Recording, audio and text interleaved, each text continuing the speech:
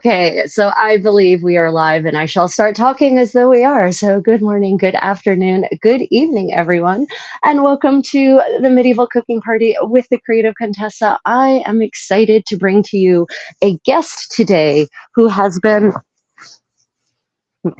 exploring an amazing and interesting source, a Transylvanian cookbook from the 16th century. And so this is a new geography of cuisine for me, and I'm confident it's a new geography of cuisine for all of you. So yeah, let's get down to the excitement. And while we are chatting, I shall be preparing a 15th century Neapolitan ravioli recipe that is a recipe for doughless ravioli. These are just, it's basically the best part of the ravioli. It's the filling. It's just the filling and it's all cheese. So yummy. So I'm excited to do some comparative food history as well. So Katie, welcome to the Creative Contessa. Thank you so much for Hi, joining us today. I'm so excited. This is such a cool opportunity. I've been following you for a number of years now. And we chatted over the last couple of years about potentially getting you out to an event in Avocal sometime. For everybody who doesn't know where Avocal is, which is a lot of people, that's it's a kingdom in the SCA that is Saskatchewan, Alberta, Northwest Territories, and a little bit of British Columbia, all in Canada. So one of the only all Canadian kingdoms, and so yeah, it's really cool. You've got quite the reach. People all over the world are Wow. interested in what you do. So Yeah, yesterday I did an impromptu medieval sewing party live stream, and I had many people from India actually nice. joining in. So that was That's that was really cool. really that was really cool, especially Yeah. because one of them was actually pretty well versed in Indian history, so but like ancient Indian history. So it Nice. was an interesting conversation. Yeah. So for those who don't know, the Society for Creative Anachronism is the oldest medieval recreationist group in the Americas. It's not a reenactment group. And living history, I would use that word differently than most people would understand it. There's a range of people in exploring medieval material culture in a range of ways and exploring at different levels, depths of research. So some people just show up and just have a good time, and other people find 16th century Transylvanian cookbooks and make feasts from them. So tell us about this source. This Yeah. was so exciting. I actually heard about it, not from you. There was some posts going around about it in the historical cooking community Oh, 6 months cool. ago. So I Neat. feel like maybe this is a recent, the availability is recent, probably. So from what I could see, it looks like it was like the cookbook. Obviously, the cookbook itself has been around since the 16th century, and it looks like in I think it was 2018-ish, somewhere in there. Hmm. There's a group of reenactors, and they didn't say what group they were from. I wouldn't be surprised if they were SCA, just based on the way they wrote about it. But you never know. There's lots of groups. A group of reenactors worked together to crowdfund the translation from like Hungarian that they had that they'd put together into English, and so Ah, the availability in English is fairly recent, like in the last decade or so, which I right. think is really cool. I stumbled upon it. Kind of with a couple extra steps in between. I didn't just find this translation. The One of the people that was working with me on this feast that I was going to be doing was talking about the roast that they always make, and make it out of the tasting history cookbook. And so Right. I went to the tasting history cookbook to look at the roast recipe, and then they referenced this cookbook, and I just sort of Googled. I was like, well, I'll see if I can find any other recipes from that cookbook and it turns out I could find all of them. A 700-page document, Wow. because yeah, no, it was absolutely incredible. So I originally, like, I did all of my feast prep just online, like just looking at the PDFs online, and then afterwards I finally just came and I bought myself an actual like print Ha, copy that can just be ordered. So now I've got this nice. almost like a souvenir, but there's so many incredible recipes in it and so many resources. Like it's so much. I could do 5 feasts of the scale that I did, without repeating a recipe once. Like it just is endless options here. Roughly how many recipes does the Well, collection contain? it was a 700-page document, a couple of pages of forwarding, like forward information, glossary terms, that sort of thing. Right. And then the last little section was there's an entire month of menus, which I think is really amazing. Like from this Prince of Transylvania's kitchen, Wow. it's like January 1st, this is what we're having for lunch, this is what we're having for dinner, and lists, 12 courses or whatever. Wow. January That 2nd, is here's all the things for lunch, here's all the that things for dinner. that Um, is that is such an incredible window into the past, right? oh, it Because was a gold mine. So yeah, so because almost the whole document because is recipes. because a lot of people, a lot of modern cooks who are approaching historical cuisine and in any era, they'll find a recipe collection and they'll just kind of go through and pick out recipes that appeal to their personal taste. And that's how they'll put together a menu for a meal at a reenactment event, Hmm. or a living history event or a LARP event, whatever your event is, right? But Yeah, what it turns out when you start looking at those menus, because there are other Western European recipe collections also have menus included in them, which I always think cool. that's fascinating that they found it important to include these menus, not just Hmm. the recipes, but to basically say, this is the kind of food I can prepare, and here's how I decided to put it all together into this Yeah, masterful feast, right? But yeah, what's interesting is the that the way the kinds of dishes they put together almost never align with what modern cooks end up doing if they're just left to their own devices to put yeah, together menus, right? Did yeah. when you looked at the menus, how did you, comparing it to, say, other feasts you've attended at recreation events or even modern menus, what thoughts did you have? Like, what were your Um, reactions? what I genuinely considered just making exactly one of those menus. I was gonna Hmm. see, some of the names for it didn't exactly correlate with the cookbook itself, which is, that's how Right. it goes. I was disappointed. Unfortunately, there's a lot of fish in the menu, and that's, the time period, the Yes. area, and at Yep. least in our our branch of the SPA. I remember there a number of years ago there was a sort of an unofficial poll that went out, and the question was, how do we feel about fish at feasts? Like just Right. generally as a populace, Right. what do we think? And there are a few people that were like, yes, yes, yes, give me fish, we love fish. But most of the answers included some combination of I have fish or shellfish allergies and I can't, or I straight up Yeah. hate it, or most people were, even the people that liked it were like, I like fish but not enough that my feast experience is diminished if it's not included, so I'm Right. okay if we don't include it to make sure that we're safe for all the people that do have allergies and stuff. And so just kind of culturally as a kingdom, we don't really do fish at our feasts very often to sort of accommodate all of those. It's something I've Yeah. considered as like, if we were to do maybe an outdoor, like a camping event, have some sort of a roving Right. feast, people could, like, we could have, like, if people want the fish course, they can go to this camp or something. That would be a grand scale thing to plan. So not something I'm going to put together for this year. So it's a possibility in the future, but we'd have to be careful about it.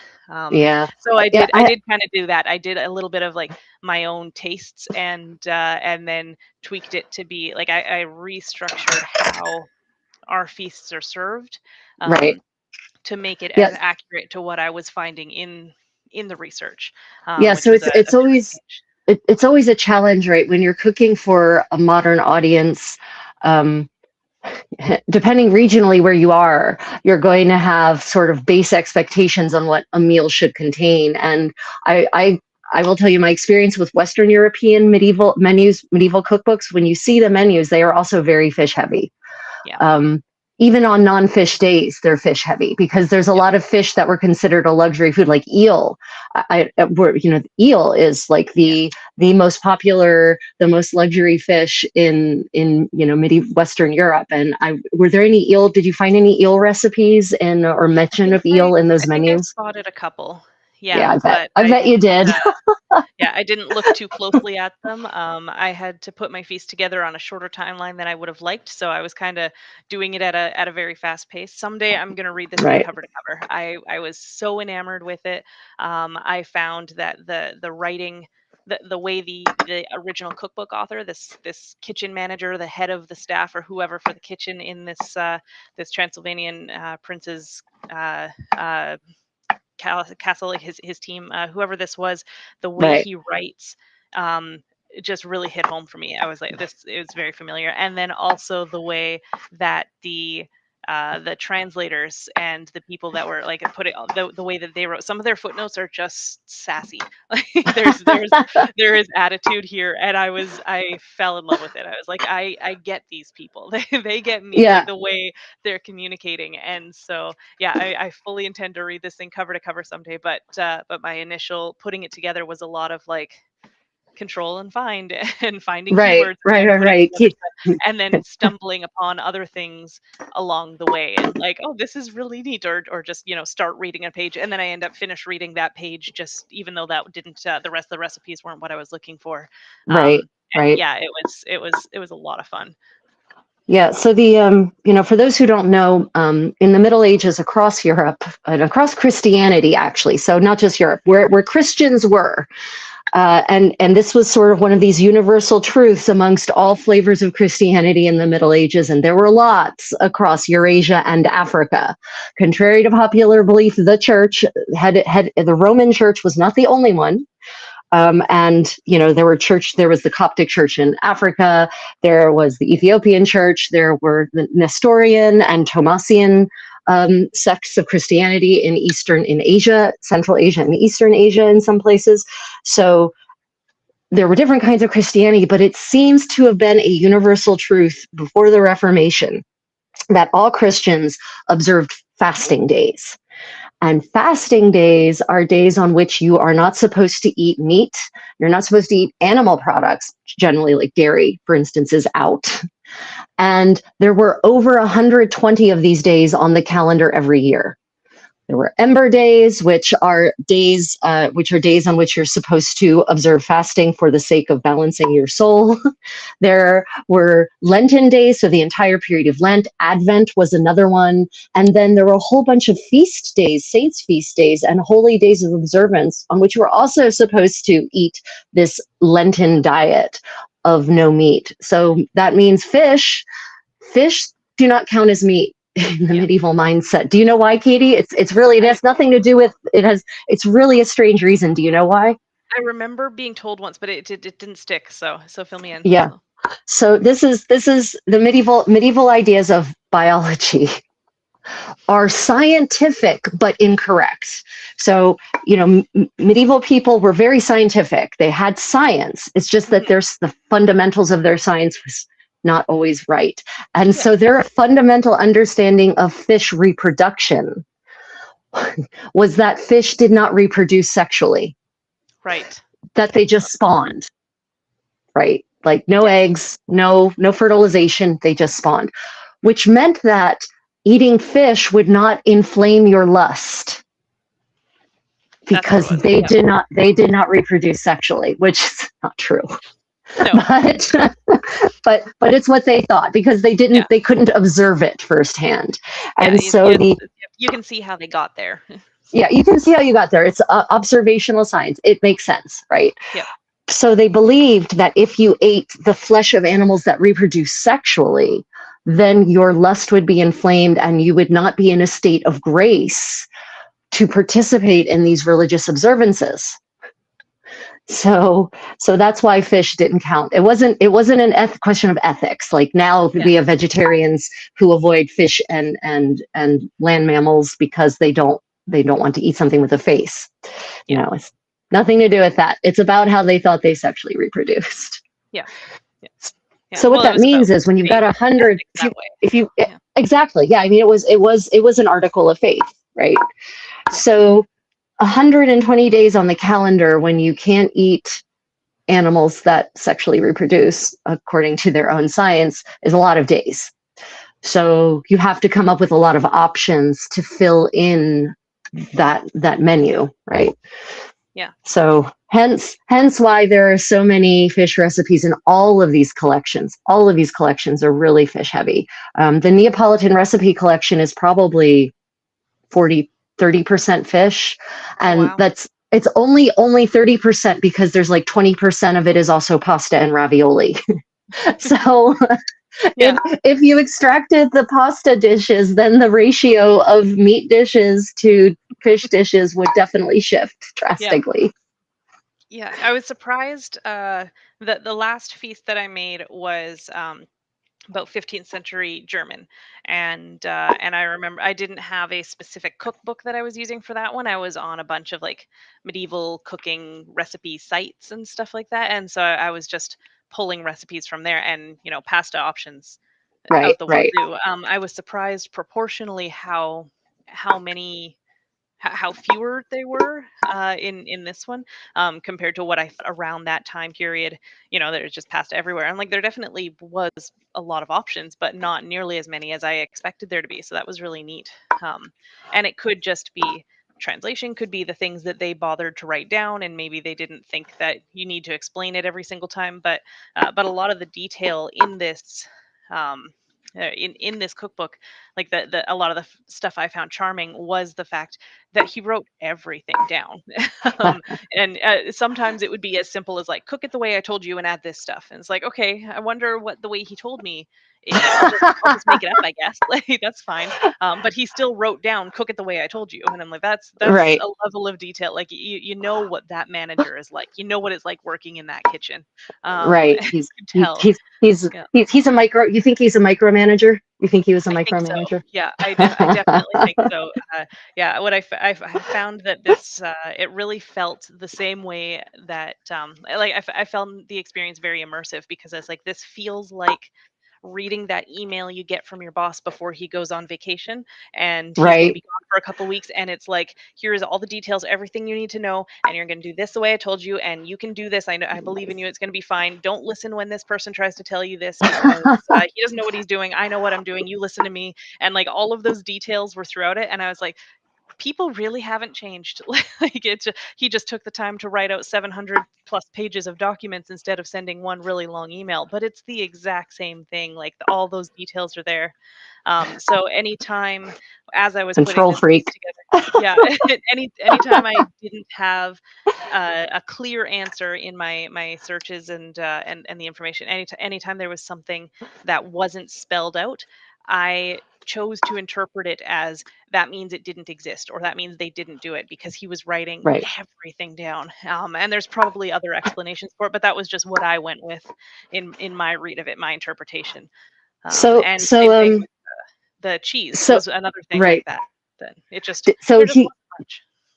would you say so Western European. So everyone, first off, welcome if you're just joining to our medieval cooking party. I'm the creative Contessa, and I'm here with my dear long distance friend Katie.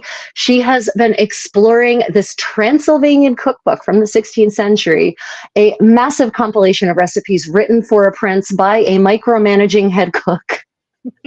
um, and so we're just talking today about her experience cooking recipes from that. And so we're also at the same time, because I have no experience with 16th century Transylvanian cuisine whatsoever. My experience is all Western Europe. So it's very interesting at medievally Western Europe. Otherwise, my people come from Eastern Europe. But anyway, it's very interesting to compare this compilation of recipes with its Western European brethren, because I'm hearing so many similarities. A lot of these recipe collections do indeed feel like you're being talked at, Yeah, not talked to, talked at, um, and that the cook, the person writing these recipes, has definite opinions oh about yeah, things. And that also, it's not just about the recipes, right? It's also about the menus. It's in a lot of the Western ones, it very much feels like it wasn't necessarily expected that a random person should be able to pick up this collection and make the recipes. yeah, That only people who are already in the know should use these collections. And then in some cases, I believe that steps are intentionally left out so that the person reading, the person to whom this cookbook has been dedicated, because they're nearly always dedicated to a prince or a princess or something like yeah. that, should hire this person. It almost reads like a resume. That makes Like, sense. Yeah, here are all these things I could make for you. Here are the ingredients they contain. I'm not going to tell you about ratios and timings because only I know them. So if you want me to make these beautiful dishes for you, you should hire me. Like I get that impression yeah. often from the Western corpus. Were these recipes detailed enough that you could just like knock it out, just successfully follow it exactly as stated, or was there Oh, also a lot of yeah. room for interpretation? Oh no, I made it up. I like all the way through. I was thrilled because like like I said, it reads like somebody writing to his staff. In this case, it was a little less resume. Like there's a lot of like explaining to your staff how to show off. So there'd be like, if your lord has a crest, you can make this dish in the shape of his crest and stuff like that. Right. So it was a lot of like those kind of instructions. And yeah, the recipes pretty much were all cook this the way I told you, and then add these spices, and or it'll have like base directions of like you put it in the pot and you cook it, and I'm like, wonder how am I putting it in like am I putting it in water, am I just putting it in dry, are we Right. seasoning in it like it was a lot of that, and it's like, and you put it in and you cook Put it. it in If you, right. yeah, That's a good point. Put it in the pocket and cook it. Like, do you fry it? Do you boil it? Do you yep. poach it? Yep. Do you steam And it? he was pretty good about like sometimes saying fry this in butter or put it in with the water, and then there it made me laugh how many times it's like, and you cook this in wine, and if you don't have wine you can add water, and I'm like, well, that's going to change the taste a lot to go from That is like I love how flexible you are here, buddy, but like really those are not the same recipe anymore. If it's just like, if you don't have water or wine, just put water in, that's fine. I'm like, yeah, which okay. is it's interesting. So there are the recipes from Western European sources say the same thing. You know, Yeah. boil it in good broth or water. It's like that's going to result in a very different dish. Yeah. Um, So that was but really interesting throughout, to see those kinds of examples where it would just be like, if you don't have this you can do this, and then like those feel like secrets, like this feels like writing instructions to your junior cooks and your apprentices right, and that sort of thing. And so it right, didn't include the details like measurements. Here and there it'd say a pound of this or whatever, but overall, a lot of the recipes that I was making, I would find, it was basically giving me an ingredients list and an approximate order that the things would right. go in. And so then I would go and either just make it up with my own sort of modern culinary experience, or I would try to find like a modern recipe that has similar types of cooks or similar sort of, Characteristics, and then right. and then tweak it from there. Like I called a bunch of them just Franken recipes, like they're just a conglomeration of like 8 different things, and I sort of put it together and like, here's our dish. So the So recipes themselves do you inspire. have an example of an actual? Do you have on hand? Do you have an example of any actual original recipes that you could just read for to give people a sense of what it looks like to look at an actual translation of a 16th century recipe versus a modern recipe?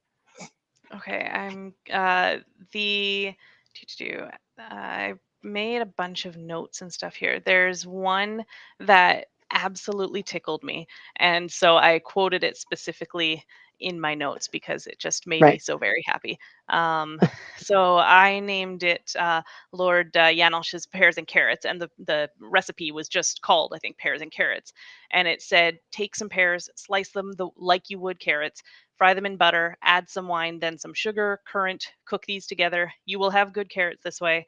And then he says, trust me, my lord Janosch, because you can serve it this way. And then I sort of took that. I didn't fry it in butter and add wine. I just sort of did like a honey glazed, pears and carrots, and I used the same spices. I added currants, that kind of thing. Instead of frying in butter, I just sort of drizzled in oil just to make it, a little bit easier.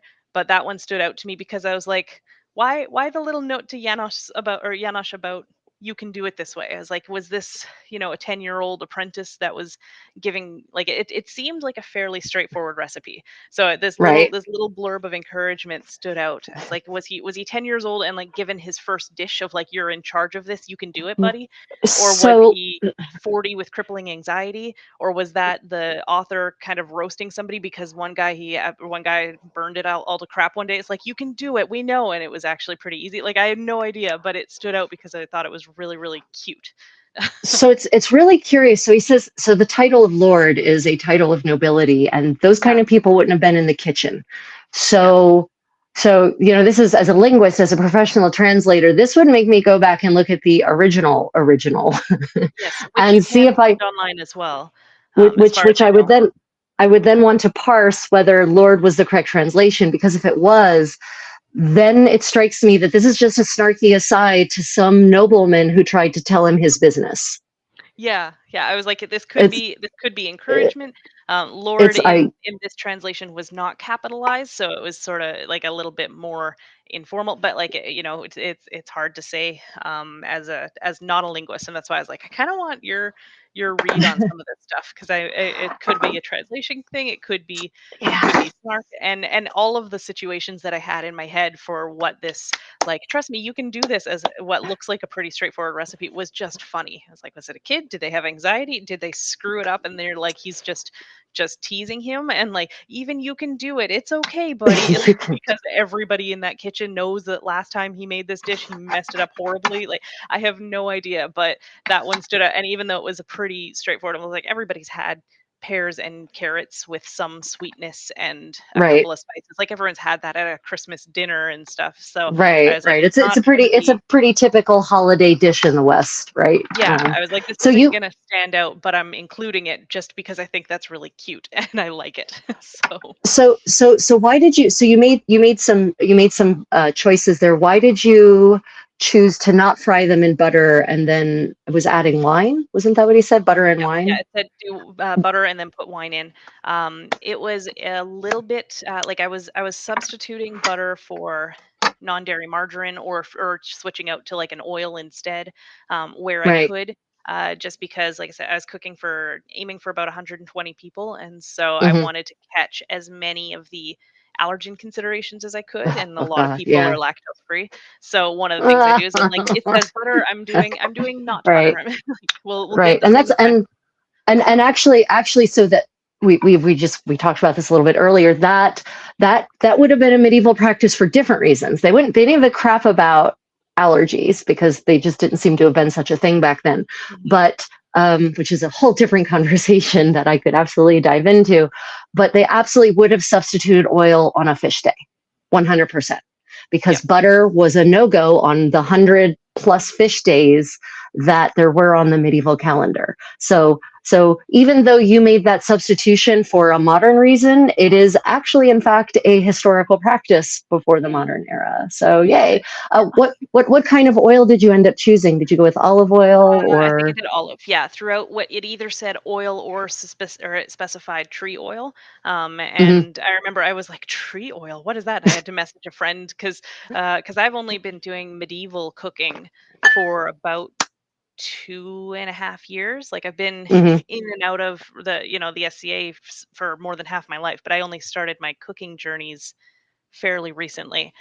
Right. So there's a lot of stuff that I'm still like learning about how to interpret this, like the basics. And so I was like, what is trio? And they're like, probably olive. I'm like, oh yeah, okay, olive makes sense. I That's would I would straightforward. I would I would agree with that. So there's, yeah, tree oil. That is an interesting term. And again, I would really want to go back and look at the original linguist Yeah. brain, I'm because sorry in tree advance oil for the could. rabbit hole I'm sending you down, but Right, I know it's terrible. I need more life. I need more time. Um, so tree oil could be olive, it could be almond oil, right? mhm, It could be walnut oil. Like these are all seeds, basically, pits yeah. that come from trees. So it'd be interesting to look at.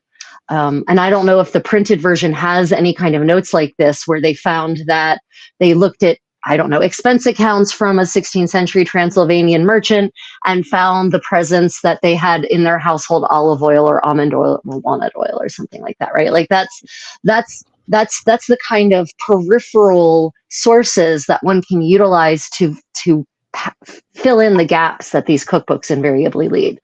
Because yeah, you're right, tree oil. Well, Yeah. that's a big category. Yeah, I But actually that's just checked, and the translator's glossary says tree oil, most likely olive oil imported from Italy, and then says several of the recipes herein are said to be from Italy call for tree oil. Walnut oil is mentioned separately. So I'm like, okay, got it. that's Okay, yeah, that's pretty cool, good. awesome, Most likely, so fantastic. not guaranteed a direct translation, but that was their best guess.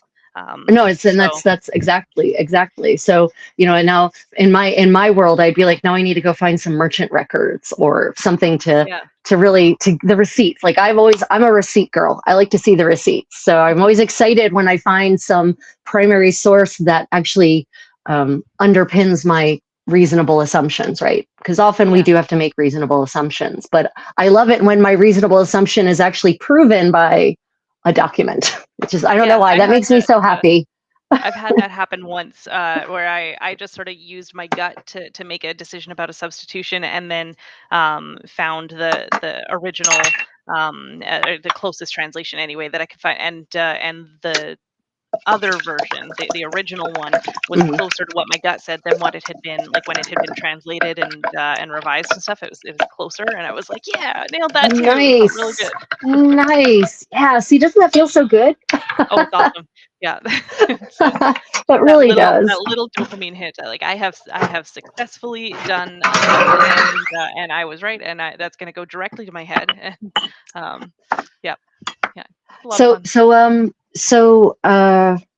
the these Transylvanian recipes, what were there any other than the preponderance of fish, which is surprising to most modern people coming from the Americas, right? Coming from the US or Canada. Nearly always the thing that surprises them most when they start reading these recipe collections is, wow, there's a lot of fish dishes.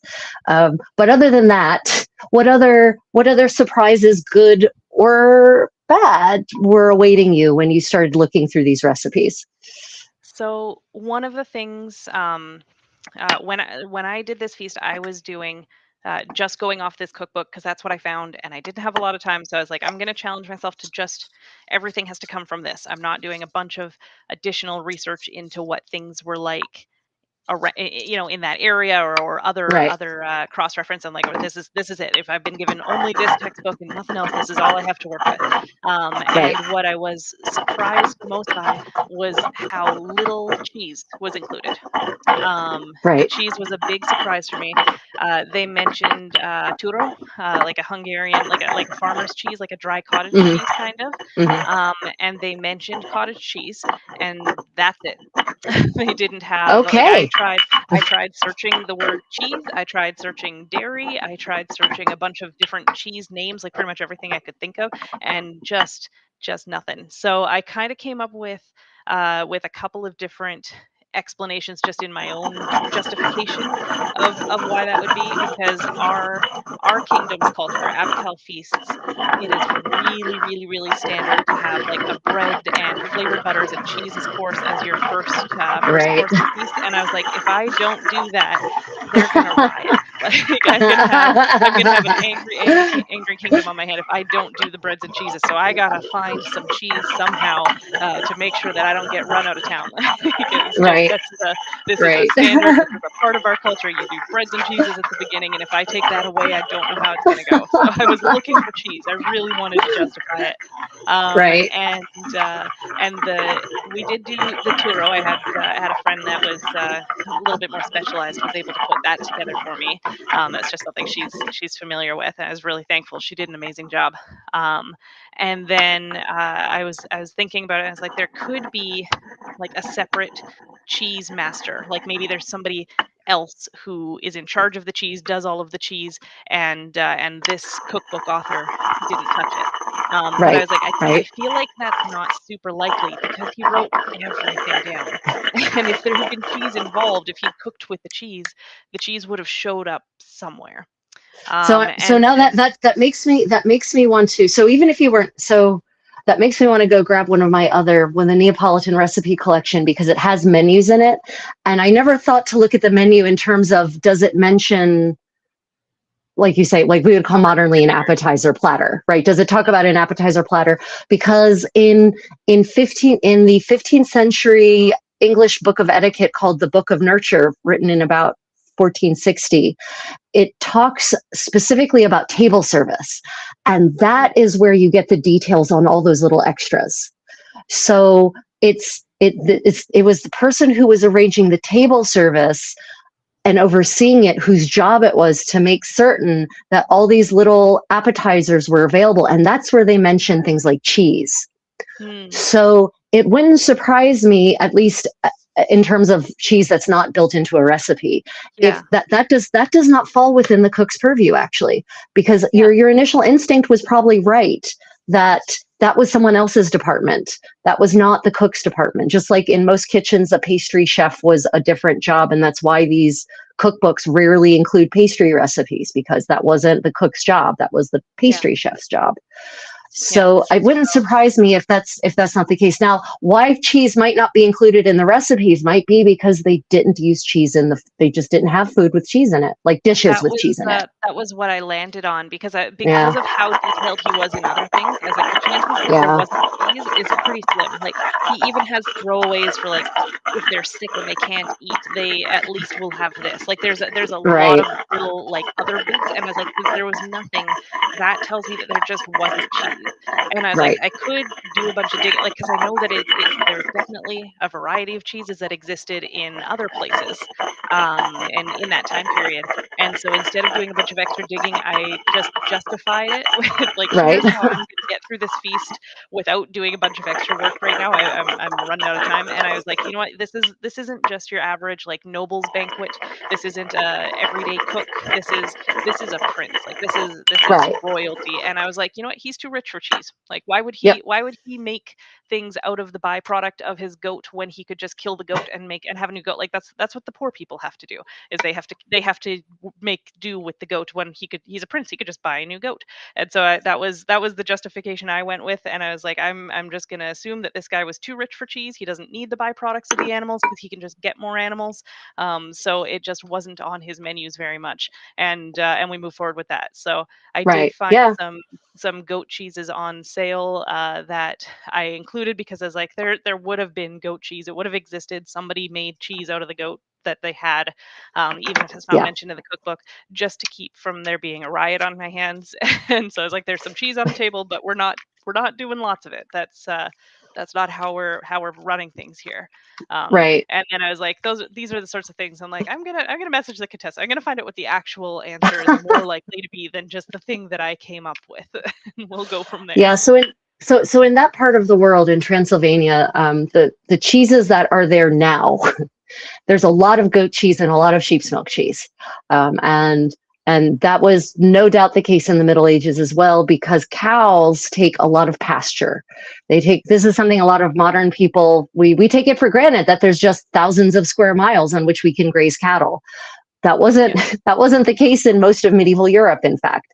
So most cheese in medieval Europe seems to have been made from sheep and goats, with a smaller proportion of it being made from cow's milk. And your mileage would vary drastically based on your region, like the specific circumstances of your region, and the kinds of animals that you had, the kinds of pasture land that you had. Like England, this shocks people when I tell them that it is more likely that cheese from cheddar in England would have been, in medieval England, would have been sheep's milk. That there's a shift in the 17th century in England to cattle grazing, to cattle herding instead of shepherding, because the before that there were lots of small farms, lots of little small farms. And then in the 16th century, they passed the Enclosure Acts that literally take the land from these small landholders, these sharecroppers, and they consolidate into the hands of the wealthy and the powerful. It's one of the start of modern poverty, actually.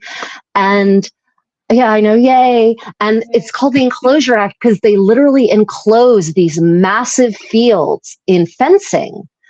And they basically create these massive pastures, and suddenly there's enough room to increase the herd size of the cows. And so now they can have thousands and thousands of cows. And so now there's a lot more milk from cows available than there is from sheep.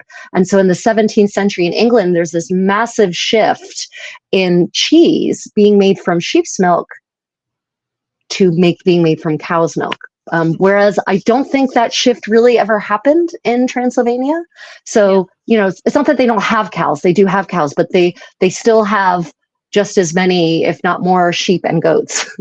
Yeah. So in the Middle Ages, my feeling is that it was very likely that your cheese would have been sheep or goat's milk, probably more likely goat's milk. Yeah. So Yeah, so that yeah. was what we went with, partly just because that was what was on sale, and I was like, "Oh, that'll work," and I just added it to the menu, and partly because I was like, "This is as much thought and justification as I'm putting into this. I've got other things that I'm working on for a starter, and like I said, there's so many options in this in the cookbook that I was like, I can do four more of these and never repeat a recipe once. So I have time, Right. possibly in the future, in a couple years. I'm hoping I won't hopefully not doing another one in the next year because it was a lot. Is But exhausting. Yeah, well, especially the way oh you did it with like just 2 months to yeah, spare for planning. So yeah, so yeah. everyone who's just joining, we are talking today. Welcome to my medieval cooking party. I'm the creative Contessa. Double tap that screen if you're enjoying and consider subscribing. I'm here with Katie, who just did a whirlwind 16th century Transylvanian inspired feast based on a 16th century Transylvanian cookbook, and she only had 3 months to prepare. So she went from no knowledge of Transylvanian food to producing this feast for 120 people in 3 months. So this is quite a feat, since most people spend at least 6 months researching and planning these things, and generally they don't start from zero. They start from, I already know about 15th century Neapolitan cuisine. Let's put a menu together and do something, right? So you should be very proud of yourself, Katie. This is an insane undertaking worthy of the Contessa. um, Yeah, um, nobody would ever accuse me of going small uh, on any of my projects. Really, it's I kind of have one mode. go go Um, go big or so go home, right? Go big or yeah, go home, baby. Yeah, yeah, I'm with yeah, you. yeah. So we All had of a my good big question. undertakings are. Oh, sorry. Go ahead. Yeah. No, we had a good question. Yogurt. So fermented dairy, cultured dairy obviously plays a big role in Eastern European, Southern European cuisine now, Eastern and Southern European cuisine. And they eat lots of yogurt in other parts, but like it's built baked into the recipe, sour cream, yogurt, that kind of thing. Were there any recipes that called for cultured dairy? Cultured dairy, So there was a lot of things that just said dairy and kind of left it, but like it didn't specify cheese and stuff. Well, you know what? Not even a lot, like a few, which was again a surprisingly small amount compared to what I was expecting based on my last experience doing a big feast was German in the same time period, and right? there was cheese options forever, and certainly not as many this time. So there was a few that just said with dairy, but a lot of the time that looked more like butter and more more like maybe a milk was in it, and it was often being Right. cooked into things. So So not yeah, so, but no explicit mention of yogurt in that you encounter. not that I remember. Right. And now somebody's probably going to grab the cookbook and be like, "Oh, here's four of them," but that just wasn't what I No, no, no. specifically It's looked for. It wasn't one of the words that popped up in my searches. So right. um, So speaking of the cookbook, you have a print copy of it now, you said? I do now. Yeah, Could you it could was. you could you just hold that up for everyone so Yeah, they can? yeah. So it's called the Science of Cooking, and it was a medieval Transylvanian cookbook. Some reenactors. I'll double check the year here. Yeah, 2018.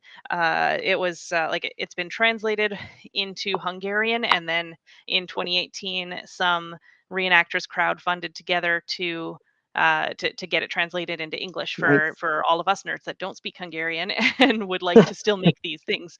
which is So which is yeah. most of the world, by the way. Not many people speak Hungarian Yeah. outside of Hungary. So Yeah, so it's neat because the online versions that I was finding, and I just went to my web browser search and just put in the name of it, the Science of Cooking Transylvanian Prince Transylvanian Cookbook or whatever, and it like right, bunch of options popped up, and the online nice, version, they talk about how it is kind of an ongoing project, and how as they learn about what this probably, because the translator that they crowdfunded to pay wasn't a reenactor that was like interested in the history. They were just doing straight translation. It right, was right, exactly like this is what the words say and not what I think right. the words mean. And so Yeah, now the reenactors are sort of going through and like, oh, this is probably what they meant. Here's how editing it. it. Yeah, Yeah, and so yeah. it's So probably still ongoing. And then yeah, the one link that I found that I was going through said that I could order a print copy, and I was like, yeah, all right, I need that nice. my trophy case, essentially, of cookbooks and projects and that sort of thing. I was So like, this was so a I big undertaking. I definitely, so I love having both, right? I love a print copy and I like a digital copy. The Hmm. digital copy for the reason you said, because I can do easy searches when I'm looking for something specific. But Yeah. then I like a print copy because I do enjoy just opening. I love the feeling of real books in my hands. Yep. I love I love the smell of the glue that binds the pages to Hmm. the spine. I like the feel of the paper as I flip through it and read through it, but I also really just like reading through it like a book, Yep. right? Like, and I like to do like what I call luck good luck reading, where I just pick up the book and I just open it and I just read whatever It's fun. wherever I've Yeah. accidentally opened and I just read from there, right? But you can't, it's not as easy to do that with a digital text. Yeah. It's definitely more fun. So I like both. And I love that there is a digital copy. That is it on Google Books? Is that, or yeah, I found the first website that I found was, it was called Fiber Geek, and it was like the blog, and then they linked to it in the blog.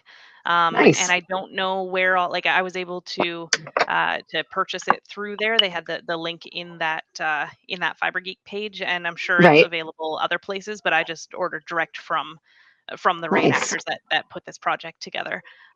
So yeah, so that was where I found it. It probably exists other places, but I had gone from, and the recipe that had me stumble upon this was from tasting history. So people that Right. have tasting history already, or watch that channel, they've probably already seen at least one menu from this cookbook. Right. And Right. and might be familiar with that one, and that one was a hit. Like the garlic harvester sauce that we did, was the only Yeah. So complaint I had was that there was so much food before it. People were eating it under duress because they're like, this is delicious and I want to put it in my body, but I'm already full. And so they were eating it and like, why do you do this to oh me, my Katie? And god. that was the complaint. Okay. But So I'm just gonna defend you right now. Okay, peeps. Look look into my okay, eyes. all right. Do not shove your face full of bread and cheese if it's the first course put out at a That's what I feast. told them. Have a tiny bit to stave off the initial hunger. And then each course, eat little bits of each course. That is how you eat courses. So I'm God, going to go on a what? tangent directly related to that. So what that is why this turned in one of the reasons this turned into such a big project, and why I wrote out my actual notes and sort of turned this into an arts project instead of just a feast that I was serving to people. Um, Right, right, so in our kingdom, our group, our community, there are two main ways that you see feasts being served. Every time, right, that's just sort of what is traditional for us. One is buffet style, depending on the menu and depending on the size of the feast and what we're doing for that event. Buffet style, call up a table at a time, people rotate through. right, And then the other one is courses, and so you'll be sitting at your table of 8 people or whatever. There'll be 100 people on board for feast in the hall, and they will announce a course, and it'll have two, three, four different dishes on it. And somebody from your right, table will get up, go to the kitchen and grab a platter of this food, or grab the bowls or whatever, and bring that back to your table. And then you've got these on and then there's 15, 20 minutes, and everybody eats the food that's there. And then the dirty dishes go back to the kitchen, and they announce the next course. And that's how it's typically right, done. right, And so I was thinking through my courses. I'm like, all right, what are we going to do? We're going to end with that. For sure, that beef is going to be in the last course, because that's going to be the star. That's the main. That's the one that everyone's going to be talking about. And right.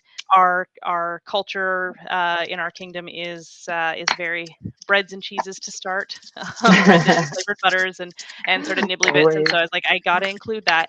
And as I was looking through, so I just was bread, Control F bread, and started looking for every single reference to bread, because I wanted to see what kinds Right, there were. I was like, are we doing, is this fancy enough that we're doing white breads? Is this something where we're doing something that's more like a sourdough? Is it going to be a rye? Like what kind of breads do they have, so I know what to put on my starter dish?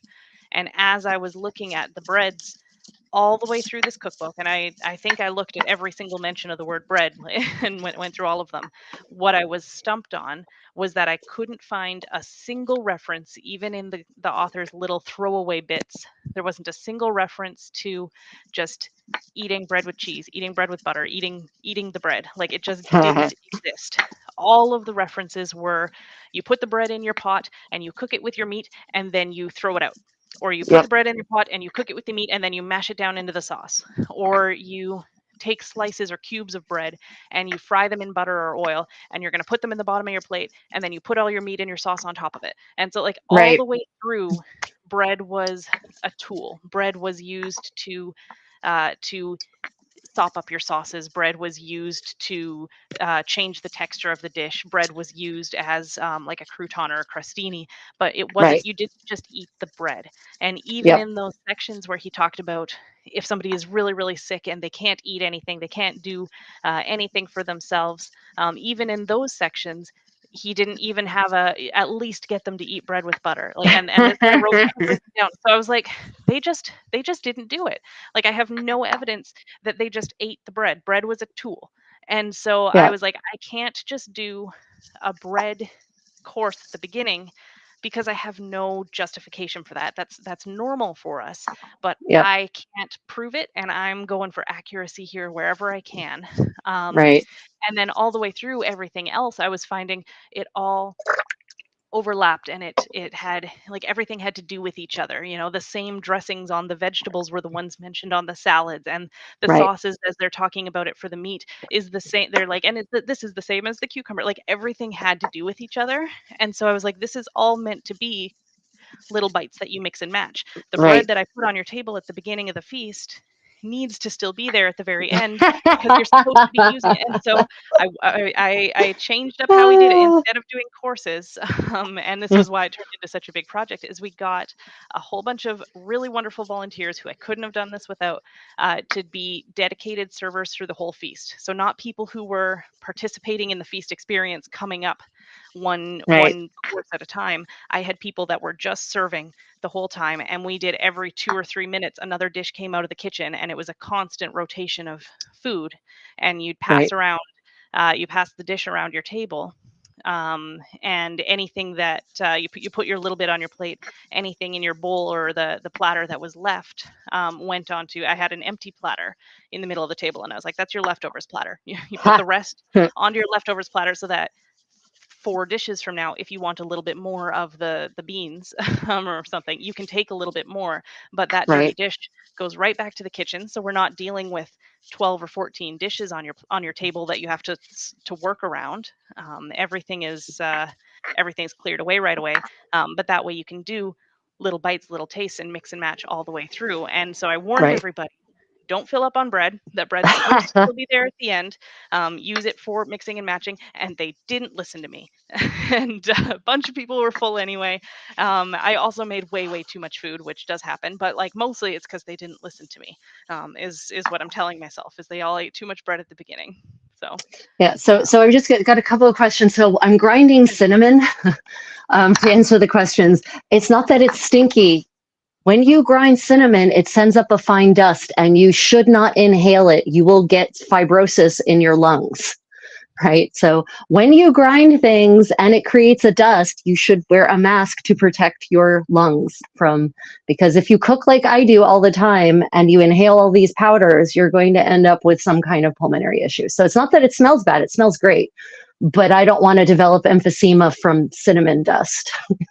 So that's what I'm grinding. I'm grinding. So there was a question, what am I making? I am making a white ravioli from an unpublished 15th century Neapolitan source. It's a manuscript in the Piers Point Morgan Library in New York. And it is a ravioli recipe that has no dough. It is literally the best part of the ravioli. It's the filling. And we're using mozzarella cheese, which I've ground up. That's what I was doing in the big mortar, ground up and added saffron to it. So it has that beautiful color. I've added some ground ginger, and now I'm just grinding the cinnamon from cinnamon stick to add to it. And it's got some egg white in it. Oh, I've got to add some butter to it. And then we'll make it into little finger dumplings. It actually says to make them shaped like fingers. We'll roll them in some flour, and then we boil them. So like a cheese gnocchi almost, or gnocchi? yeah, yes. Yeah. So interestingly, so no, because they have the word gnocchi. They actually they have gnocchi. Gnocchi is also another kind of dumpling. They literally call this white ravioli, and then it's very clear that there's a difference between ravioli and gnocchi. So I think gnocchi refers to the shape. Okay, Like it's a interesting. specific kind of shape. So it's not just a general word for dumpling. It's like a specific shape of dumpling. And then ravioli also is another kind of dumpling, if you think about it. Some people Yeah. view them as pastries, actually, also. So, but there is actually in modern Italian cuisine a ravioli that also has no dough wrapping, and that's called ravioli nudi, naked ravioli. So Cool. this is a very old idea apparently, and I love it because I gave up wheat a long time ago, and I mostly don't eat grains except for rice because in Korea, if you don't eat rice, you would probably starve to death. Um, but I love it when I find recipes that I don't have to massively modify medieval recipes, that I don't have to modify massively to accommodate my wheat-free existence. So Mm. yeah, which like you were saying though with bread, man, bread is used very heavily in all of these upper class recipes, as you say, as a thickener. And that's not just true in Transylvania, that's true in Italy, in France, in Yep. Germany, in England, in Spain, right? They're all using bread as a thickener. And it's for the upper class or as plateware for trenchers. For the upper Yeah. classes, bread, you're right, bread does not seem to be a course in and of itself. It seems to be a component in other dishes, which which is not to say that at the we'll say the bottom 80% of society probably did have a bread course. I've seen depictions of shepherds, 15th century shepherds eating lunch, and they're out in the field and they've got a big loaf of bread and they've got, believe it or not, a bowl of milk, and Yeah. they're eating bread and milk. And it wouldn't surprise me, considering they're shepherds, if they, I guess it makes sense now that I think about it, they probably got the milk from a Yeah. ewe that they were tending to, right? And Yeah. so they are eating just bread and milk. And but that seems to have lower class implications if you're just eating just Yeah. bread, right? Yeah. Yeah, they anywhere it talked about um, using the bread and like mashing it up, that kind of thing. I got gluten-free bread from the store and turned it into breadcrumbs and used only gluten-free breadcrumbs throughout. So that was one of the ways Right, that I was able to cook for 120 people and still keep all of my celiac or gluten intolerant guests able to eat as much as possible. Some people right, choose to right, do they'll do a feast and they'll have separate portions of dairy free this or gluten free this or nut free this or right. whatever, and I am too lazy for that, honestly. Like I just I'm just gonna make it the same way for everybody, and I try to make sure that like I'll do all gluten free throughout, as much as possible. I'll do dairy free throughout. I'll do just no nut, no fish, anything like that on my menu. And then if there's a more obscure allergen, I guess, like not one of the main Right, allergens, right, I try to have enough variety in the dishes that you could just exclude the dish that includes that thing you can't eat, and you still have had a full meal. So that people are like I have enough vegetables and enough sides that somebody who is vegan or who is vegetarian can just not eat my two main dishes, and they are still full. Is right. always the goal that I'm going for So here. do you have I've worked with many cooks over the years. One of them will just make specifically like, because in the European groups we don't have as many out. It's usually just one or two people. Mm. And so she wouldn't make all the dishes special, but she would make a couple of the key dishes in each course special. So are there just that many more allergens that you're dealing with in your group? I would say so. Like I guess it depends on how people are doing their feasts. Like I know some groups will say, like I'll see posts about like feast day and they're making feast for 12 people. And I'm like, "Oh, Right, oh, okay, that's a completely different culture than when we say feast." We're talking about like I set my limit at 100 people. There's often a wait list, not always, but often a wait list for those 100 spots. right, Plus there's the head table, and then I have my I call it my oh crap platter, or the the extra dish that I have, so that if somebody walks out of the kitchen, trips and spills it all over the place and we have none left, we have that right, oh crap, grab the extra platter, hand it to that server, day is saved, go. And if we don't right. use that, then that is what the kitchen team eats at the end. So I'm Right. planning for about 120 people for my feast for 100. And in that 120, I would say I probably of the people that registered in advance, I had probably about 10 who had some version of celiac or gluten intolerance. Hmm. I had probably 3 or 4 dairy allergies, 3 or 4 nut allergies, or like, or a specific nut, like the Hmm. depending on what how it was written, and then um, maybe 5 or 6 that said something about garlic and onion, and I had to have a conversation, be like, Oof. respectfully, Yeah. this is probably not the feast for you. Like, Yeah. this is, I am very, very sorry, but like, I Yeah. have Yeah. very few dishes that have neither of those options. And so that was a hard one. And then a couple of Yeah. like more obscure ones, like a specific spice or something like that, where it was like, okay, I just won't include anything with that thing and we're fine. But yeah, we do have a lot, and our group has been very vocal about trying to be more accommodating and trying to be more respectful and trying to be safer about that is something that we're really Uh, pushing for right now. And so I it's think we're it's seeing an just influx of people that feel comfortable speaking up about it and saying, actually, yeah, like dairy hurts my tummy, and I'm okay saying it instead of just suffering, so I don't bother the right. feast steward. And I think that's a good thing. So I'm willing to do an entire feast where we use margarines and oils instead, or where we have enough options that a vegetarian person can just not have meat at all and still have a full feast, or where I use gluten free everything. And that is not going to diminish the Hmm. experience for the people that don't have the allergy, but it does enhance the experience for the people that do. And that's really important to me. So Right. I guess I just because it just sounds like you have many more people with intolerances or allergies than the groups I'm used to. There's usually like 3% of the people of the attendees have that issue if at a large number. So we just generally yeah, make a couple of extra dishes yeah, for them which rather than is completely modifying the whole thing. But yeah, it and sounds that's like you're something that dealing some with of our larger stewards numbers. do. Yeah, some of our stewards Yeah. do choose to have, there's a gluten-free portion available or there's a nut-free portion available. I don't know if it's laziness or if I'm doing it the hard way. I don't know, but I just prefer to try to keep the entire feast safe for as many people. It's also probably just I'm really anxious all the time, and I'm like, what if people don't sign up for the feast and I made all this food and nobody comes? So I just want to I think expand as many people as possible are going to be able to eat this and just eliminate the reasons why they can't sign up. And so far it hasn't been a problem, but that's probably just some of that internal monologue of like, oh no, what if? So yeah, I suspect it wouldn't be a problem.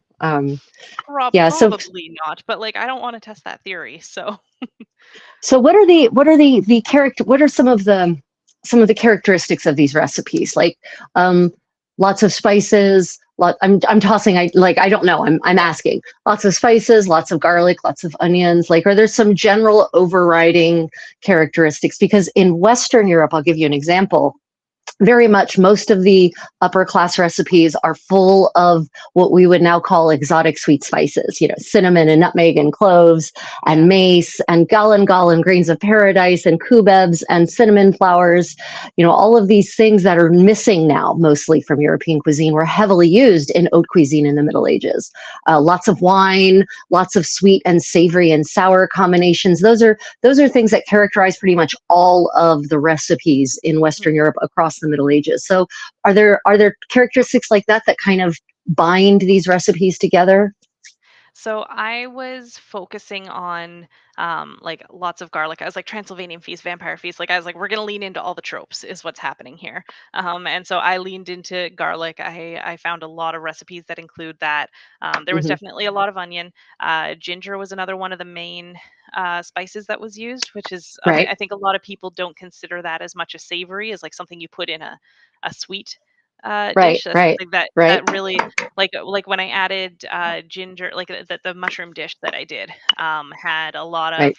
it's salt and then sugar and ginger, and I'm like, that's not how we make mushrooms in You're right. It is 21st not. century Canada. Like that, Right. it's not a common spice. And so as soon as we added even just a little bit of ginger, people are raving about the mushrooms. I'm like, I did very little work for these. I'm glad you liked them, but the difference is just a different flavor you weren't expecting.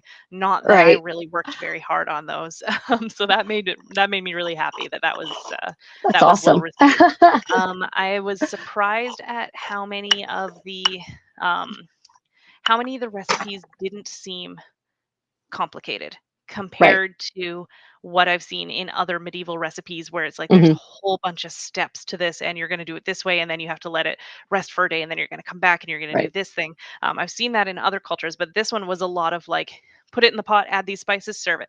Put it in the pot, add this, serve it. And I was like, this is great. That's exactly what I need when I'm in a rush. I need a bunch of dump and go recipes where I can just toss everything into the pan or the pot, stick it in the oven, and it's going to come out and then it's done. Like, I was so and happy with that. so sometimes you do find simple recipes like that in the Western European sources, so in the French and English and Italian Yeah. sources. But then when you start reconstructing the recipe and actually trying to make it, you realize that steps have been left out and you have to interpolate them into the recipe. Yeah. Was that the case in any of the recipes where it seemed simple, but then you realized to make this successfully, we'd have to do a little bit more? A little bit. There was a few, like I said, I had to use a lot of these recipes as like inspiration, and then I was finding modern recipes and tweaking them just because I didn't have unlimited time to do lots of test recipes. It had to Right. be a lot of things that I was like I just don't have the amount of time between now and the actual feast to test all these. Some of them were going to go in blind, and I need to be able to cook them and just trust that it's going to be good. Right. And so yeah, so for a few of those, I had to just use a modern recipe that we trusted, and so that helped take some of the surprise out of it. Some of the sauces Right. were more involved than I expected, and Yeah. that Can was you give a specific example? so there was one again one of my Franken recipes where I used like six different recipes from this cookbook and turned it into one sauce instead. Um, Right. and uh, and it was there was a bunch of names for it. There was a raisin, it was raisin sauce, it was fruit sauce, it was bird sauce. I wasn't gonna call it bird sauce because I thought that somebody would be very confused about what the bird sauce is. Um, Was it and a sauce? Should it have been a sauce for birds? Is that probably why it was called that? it was served with bird. It was served with hen. It was served with goose, Got like it. that sort of thing. So they Got it. it was the bird sauce. Got it. Yeah. And yeah, but it was also like there's fruit sauce. And again, I sort of put a bunch together to turn it into. But it was starting with frying up the onion uh, in the pan with the olive oil and then adding the breadcrumbs to thicken it up a little bit, turn it into a Right. bit of a roux, and then we added apples and grapes and deglazed with Mm. a non-alcoholic white wine because I had one or two people that were allergic to alcohol and I didn't want to risk that it wouldn't be cooked out. Yeah, oh I know. Again, I Oh my God. love that people I would feel comfortable telling me. I would have just told them don't eat the sauce. I mean, Yeah, God. and that's an option too, but I was like, I can also just get a non-alcoholic one and not worry about it. And so So yeah, that was easy. where I am, I can't get non-alcoholic wine. That's not a thing. Fair. Yeah. Yeah, very that's very that, different options. So that's not a thing. yeah. um, So deglaze with the white wine and then put in more of the spices and then put in the veggie stock. That was another substitute that I made that was pretty easy. Is like anywhere it said beef stock or chicken stock or the sauce or whatever, I would just use veggie stock because that way, if I was making a carrot dish and it needed veggie stock or if it needed stock or whatever, somebody who was vegan or vegetarian could eat that one and it didn't have meat in it, even though it was a vegetable dish. So that was it. I was right. like, it's not really going to change much if if we use vegetable stock instead of beef stock here. We're gonna go with it.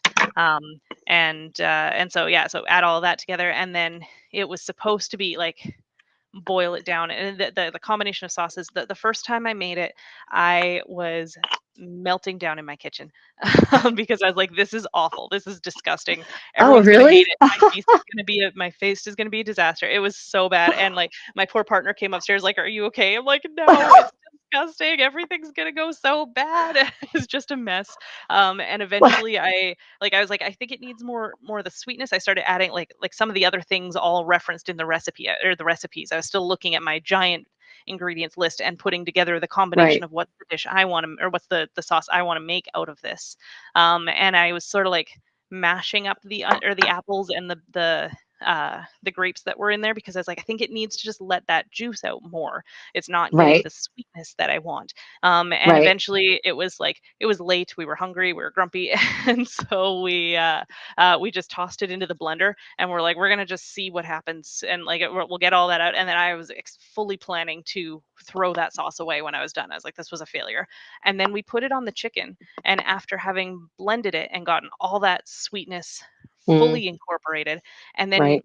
paired with the chicken and sort of that fattiness as like a delivery system, all of Right. a sudden it was really good. If I just Yeah. tasted the sauce by itself, I was like, this is underwhelming at best. But then as soon as I put it with the chicken, we're like, this is amazing. No, And so, uh, it's a sauce. It should be eaten. You're right. It's funny how yeah, that when you eat it in its context, which is in this case a topping for another thing or a yeah, dip for another thing, it completely changes it. Which is actually might be a mistake a lot of modern cooks make, where they taste the sauce and it's great as a sauce, by like as a thing that you eat on its own, and yeah, then they actually put it on the thing on which it should go, and they're like, this isn't good. Why isn't it good? It's because it's been changed by the food yeah, to which you added it, basically. So yeah. that's it's a So very practical observation, actually. yeah, so we like mashing it was an option. Like it probably would have been ground or something in some way. And I was like, I'm Yeah, gonna be doing this in bulk. it would have Yeah, been probably mashed in a mortar and pestle, or yeah, another set of instructions that we find a lot in medieval, in French and English and Italian sources, is put it through a sieve, strain yes, it, yeah. I right? considered that too. And So the way, and for those who don't know, what they mean is they would have, probably they're talking about a horsehair sieve, and it would have been a fine horsehair mesh, and you would put the concoction, the sauce, the mixture in it. And then you would actually take a spoon and you would actually press it through so that it actually food processes. This is the yeah, medieval equivalent of a blender, so that exactly. it actually processes it into a beautiful smooth paste. Yeah. And they did this to So all kinds of things, not just sauces. But did the recipe itself, see, this is what I think. This is what I was it didn't say suggesting, is anything that about it. they're Yep. yeah, but I'm going to Yeah. bet it's one of those secret steps that it assumed you would know to do, right? Yeah, so I did it in the middle of my little meltdown, and it made it a lot better. Round two also went well. And so what I did for the actual feast, because I was like, I'm not gonna have time to like pour a giant pot into blenders. Like, that's a terrible idea. So I bought an immersion blender and we just blended it in the pot. And then I had extra chunks of apple cut up and extra grapes that were washed and ready to go that we tossed in for the last few minutes, so that there was still some visible fruit pieces in Right, this blended sauce. right. I am disappointed with the final result, just because kind of hit a time crunch and I accidentally plated some things out of order, and so it didn't thicken up and have quite as much of the sweetness as the test version. So I'm like, for Uh, everybody, like it wasn't as good as it could have been, and I'm right. really sad about that, because I was like, oh, the large scale version didn't match the vision, which, like, it happens. But It it's gonna happens. it's gonna haunt me for the while, or for the next long while, because I'm like, I know that could have been really good, instead of just like, yeah, and there was a fruit sauce. Like, it could have been like, did you try the fruit sauce? All And right. Did you and did they you did you take your spoon and eat it straight out of the bowl? Yeah. yeah, so I was disappointed about that, but it was a really neat experience when this sauce that I had fully given up on, because I thought it tasted so bad just in my tastes, that we put it on the chicken and we're like, oh, oh, this is really different. Like, just that fattiness, and then the delivery of the meat just was enough to temper some of the Right. intensity of the spices. And oh, it was a very different experience. It was super Right. cool. Right. And a lot of medieval, so in upper class medieval cuisine, sauces are king, right? Oh, there were so many. All Yeah, all recipe collections. So the Transylvanian one also has lots of sauces, right? so So many all sauces. recipe collections have so many sauces. If it's, you can tell if it's aimed for an upper, if the target audience is wealthy, then there's Yep. lots of sauces, and that's because they ate a lot of roasts. And those roasts, do you know how medieval meat was roasted? Was it the big fire oven, or was it different? No ovens, Oh, spit okay. roasted. Yeah. Spit roasted. Spit Yeah. roasted. Okay. So it's spit roasted. So that means that you're not going to be able to add much flavor during the cooking itself. Like, you're not going to be able to slow braise it in Mhm. an enriched broth, right? Yeah. So the thing to do was to serve the roast carved, and there were little dishes with sauces, a variety of sauces, and you would actually dip the meat. The sauce wasn't served on top. You would dip your meat in the sauce because you're eating with your fingers, right? And Yeah. so these etiquette books actually have instructions for how medieval etiquette books tell you how to properly dip your meat in the sauce. And they say things like, don't stick your fingers in the sauce. Just dip the meat. Do not stick your thumb in the sauce. Do not, and there's actually one 15th century one actually says, don't lick your fingers and then stick your fingers in the sauce. Like, That's something I really wish that a lot more people remembered now. Like, the fact yeah, that we still have to explain that to people is yep. devastating. But here we are. Humans, Yep. humans Humans, will we human. just don't change. On the note of the spit roast, there's a recipe in this cookbook, which I don't know if we need to go over it again for anybody that may have joined in the last little while, but I was using this one, the Science of Cooking, a Transylvanian cookbook from the 16th century. There's one recipe that talks about to cook a whole ox, and Nice. it is so neat. So it talks about how you're going to have to put it you're going to have to put a rod through its spine here. You're going to have to put nails here. You're going to have to wrap the hooves in cloth and keep those and like keep it moving. All this stuff, Nice. and it goes on and on and on about it. And it's this clear like to be able to serve this ox still standing, fully cooked, is the idea. Right. And then after this very detailed, very neat description of like, here is how you're going to make this absolute showmanship come together. Right. There he goes on a tangent, which again he decides to write down in his prince's cookbook. He goes on this tangent where he talks about I was sitting around he names drops a famous person's wedding and like this person's wedding and I was there and I was hanging out with all of the masters of the kitchens for this person. Like it was so funny watching him just like list a bunch of names that you're obviously supposed to Nice. know who this is. These are important Right. people he's rubbing elbows with. And Right. and so I was sitting around and we're talking about it and talking about the different weddings that we've seen. And we talked about how this one, I'm going to get the order wrong here, but how somebody had served an ox that had a sheep inside, that had a goat inside, that had, or like whatever, like a medieval turducken, Right. with Right. multiple things stuffed inside, and how some of the other masters said that it was impossible because this wouldn't be cooked properly and this part would. But I know that it's possible because I was there and you're going to listen to me because I know what I was doing. And I was just like, this is so familiar. Like that was another spot where I was like, this is now very immersive, very familiar. This is every Humans. in our Humans, group. right? This is all of the knights sitting around talking about the stories of the battles that they've fought. This is the Laurels talking about the most impressive scroll that they've ever worked on. This is somebody talking about their best tournament fight. This is somebody like just bragging about their best speech that they made, had everybody in Right. tears, like whatever. I was like, this is that version. This is that This master. is Like, the, but the, I the know, no and I shit, no yeah. shit there I was. They did Exactly. it. Yeah. I It's was like, do we swear possible. on your live streams? But yeah, this is the no shit there I was stories. And you're Yep. sitting around the fire and you're talking about the most impressive thing you've ever seen or done and how everybody should listen to you because you know what's going on, and you're telling your staff like you're gonna listen to me. Don't listen to these other people who say that Right. it's not possible, but I know it's possible because I was I there. know them. And and Nice. I was so enamored with that. That's why this went from originally I joked about how I said that I was gonna do a low spoons feast. I was gonna do not a ton of effort. I was going to buy a bunch of things pre-made. I was going to just so there was a feast, but I didn't have a lot of time, so we're going to throw something together. Right. And that didn't happen because I got so sucked into this cookbook and I was having so much fun being a part of this Right. experience, and it felt like I was there. I'm like, I know that guy. I don't actually know that guy, but I know that guy, and I know how he talks, and I know how he trains his people, and I know how he tells his stories of grandeur. Right. And I know many of that guy. And all of a sudden I was there. I was that a staffer in this prince's kitchen learning from this guy. This is my resource, my textbook. This is all I have to work with. And that was Right. where it all came from. So it was really, really fun. But yeah, that ox on a how to serve a Do whole you, ox. do you happen to have that recipe marked? Because I think it would be very interesting to hear that, to actually hear the There you original go. description for, Um, yeah, it's a because little bit long, but it's that's totally okay. worth That's it. okay. My people have attention spans. So if they're Okay, still that's here, they fair. have an attention span. So Hold let on. me just set the stage for those just joining. It gives you a chance to Sure. find the recipe. Yeah, I'll bring So it up here. everyone, welcome to my medieval cooking party. I'm the creative Contessa, and I'm here today with Katie, who has prepared in 3 months, put together a feast for 120 people based on a 16th century Transylvanian recipe collection written for a Transylvanian prince. So upper, very much haute cuisine.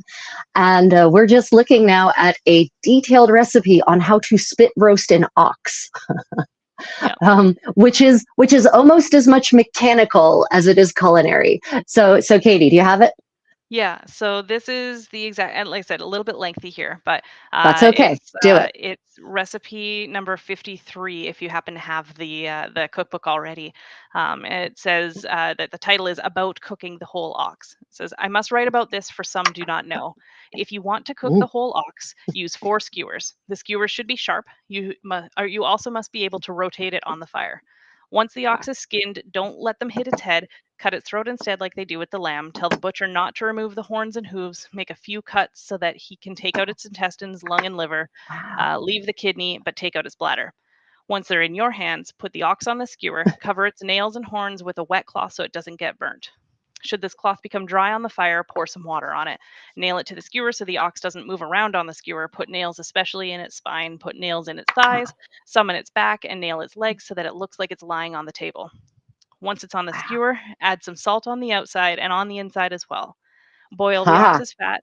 Yeah, boil the ox's fat and Nice. boil a pot of salted water. Pour the water on the ox until the fat's not ready. I don't really know what that part means, but the fat's not ready. I feel like that's a mistranslation, and it might be maybe until it's rendered. Maybe you're supposed to Mm, keep pouring the hot water over until fat has rendered out, like the big chunks of fat that might that still would be make there sense. rendered out. Yeah. Maybe, yeah.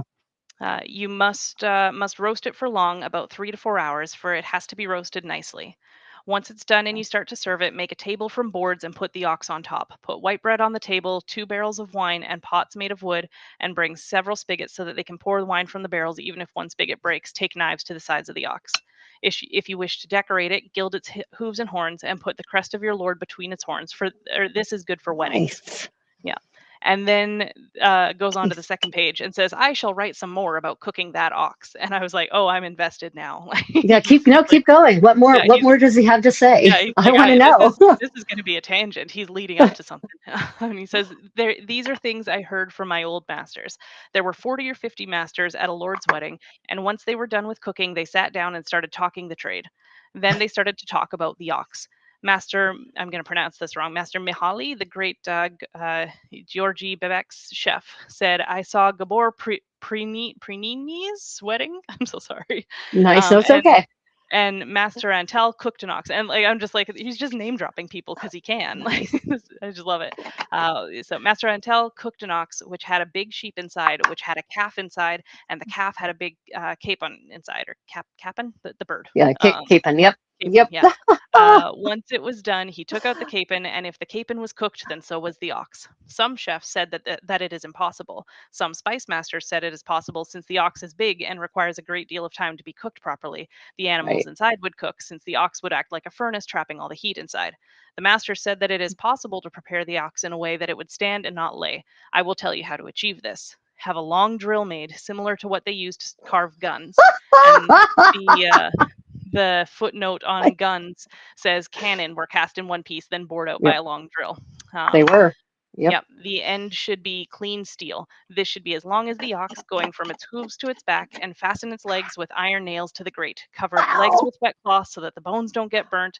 The iron nails should be strong enough to fasten the ox to the grate. Should you wish to decorate it, then do it or do so like I told you. I told you this because making roast beef requires knowledge. Then imagine what kind of knowledge making an ox requires. Should my lord ask for this, I would do it.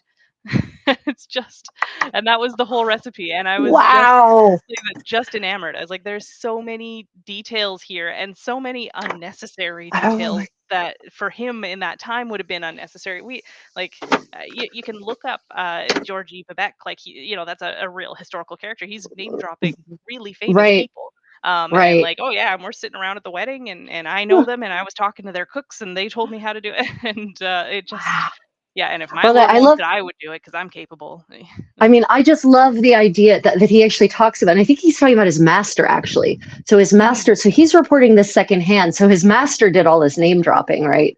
But it's lovely to think about all of these cooks who are probably normally have employment in different kitchens, but probably for this big wedding, we're all brought together, right? And it's so fun to think about all these master cooks, these chefs basically, just sitting around talking, shooting the breeze, talking, Yep. bitching, Talking the kvetching, trade. Yep.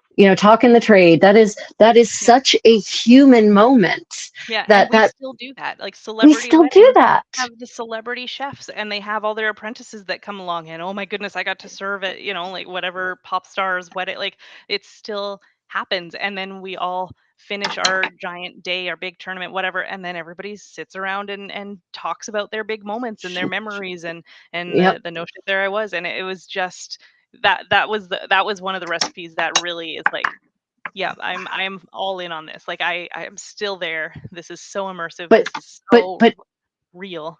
but also the details. I mean, we're talking. This is a Oh yeah, construction project. Have absolutely. have have a drill made that the kind of drill that would be used for boring cannon. So Yeah. it has to be the length of the ox. You're like, oh my god, and that it has to be steel.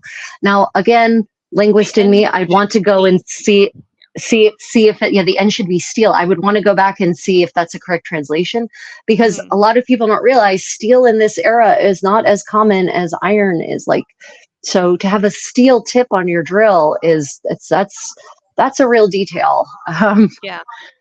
Yeah, Wow. and but that's like those are the kind of things I'm like this is a huge project and it was for a prince. Like that's where sometimes I would just justify my decisions like, yeah, but this was the prince. Of course we could do it. When I made Right. something with saffron and I'm like, oh, saffron's expensive and I feel bad because my home group is paying me back for all of the groceries. I don't want to. And then I was like, yeah, but this was a prince's meal. Like if it needs more saffron, they just put in more saffron. This is Yeah, like they that did. was yeah, and so all the Absolutely. way through, I was like, sorry to your wallets, everybody, but like this is supposed to be rich, so we're doing rich. Supposed to I, be I did, rich, it should yeah. be.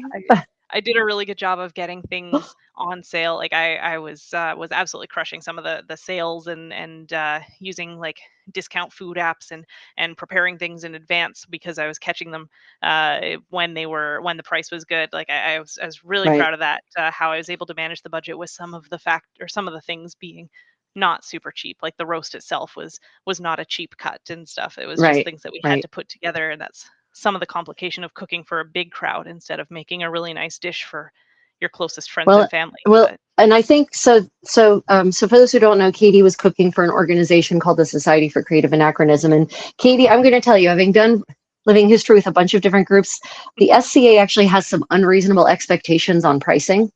So, yep. and that they expect it to be too low, really. I mean, seriously, they do. And that comes in part because the SCA does a lot of events instead of like a few flagship events a year, where so that people can focus on more quality, less quantity. But the SCA tends to do quantity of events. So hmm people expect that every event should be really cheap so they can attend them all. But in the modern world, especially I don't know about Canada, in the US, grocery prices are Oh, crazy. skyrocketing. Yeah. Yep. So it's actually, I'll be honest, I think it's unreasonable to expect that a meal like that should be cheap. Like at a living history group in Europe, a feast like the one you've just described with all those dishes would be €100 a person just for the feast. Not Yeah, I did get some of that feedback. I wanted to keep things as accessible as possible. We've got a lot of young players right now, a lot of like college students and stuff, right. and I was like, I don't want them missing out on the Totally. experience. And Totally.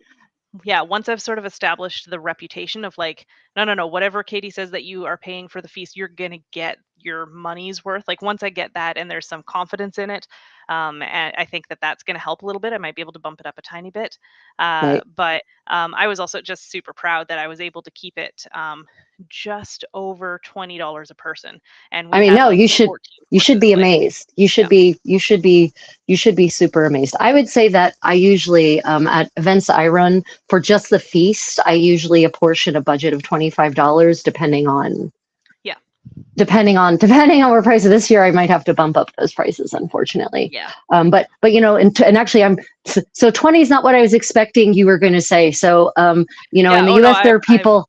So there are proud. people who think they should be $5 or $10 a Yeah. person, and I'm like, there's no, you can't go to McDonald's for $10 a person. Why would you expect a medieval feast to be $10 a person? Yeah. That's not reasonable. Yeah. And some groups have come up with like scholarships, for lack of a better word, because it's not really Yeah. for scholarly purposes, but so that people who are, say, students or lower, not as high income, Hmm.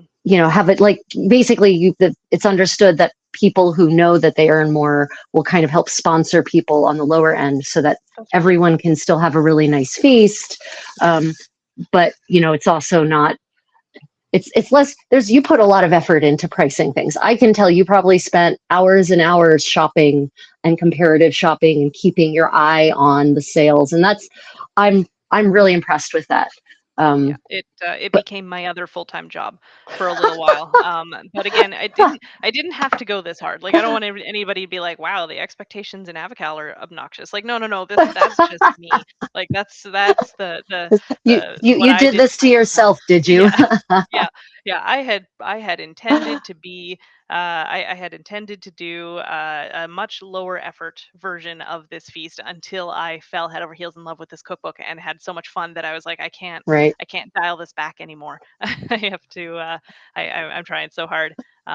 Yeah, in the future, I'd probably price it at 30, and I did, like I said, I was so good with sales and getting things in advance, and different Right. ways that I was able to be sneaky about it. Yeah. That I probably do 30. But I still came in so very close to the budget that I'm really thrilled. So it was a lot of fun. Yeah. So a lot of people are agreeing with me on the cost. Hmm.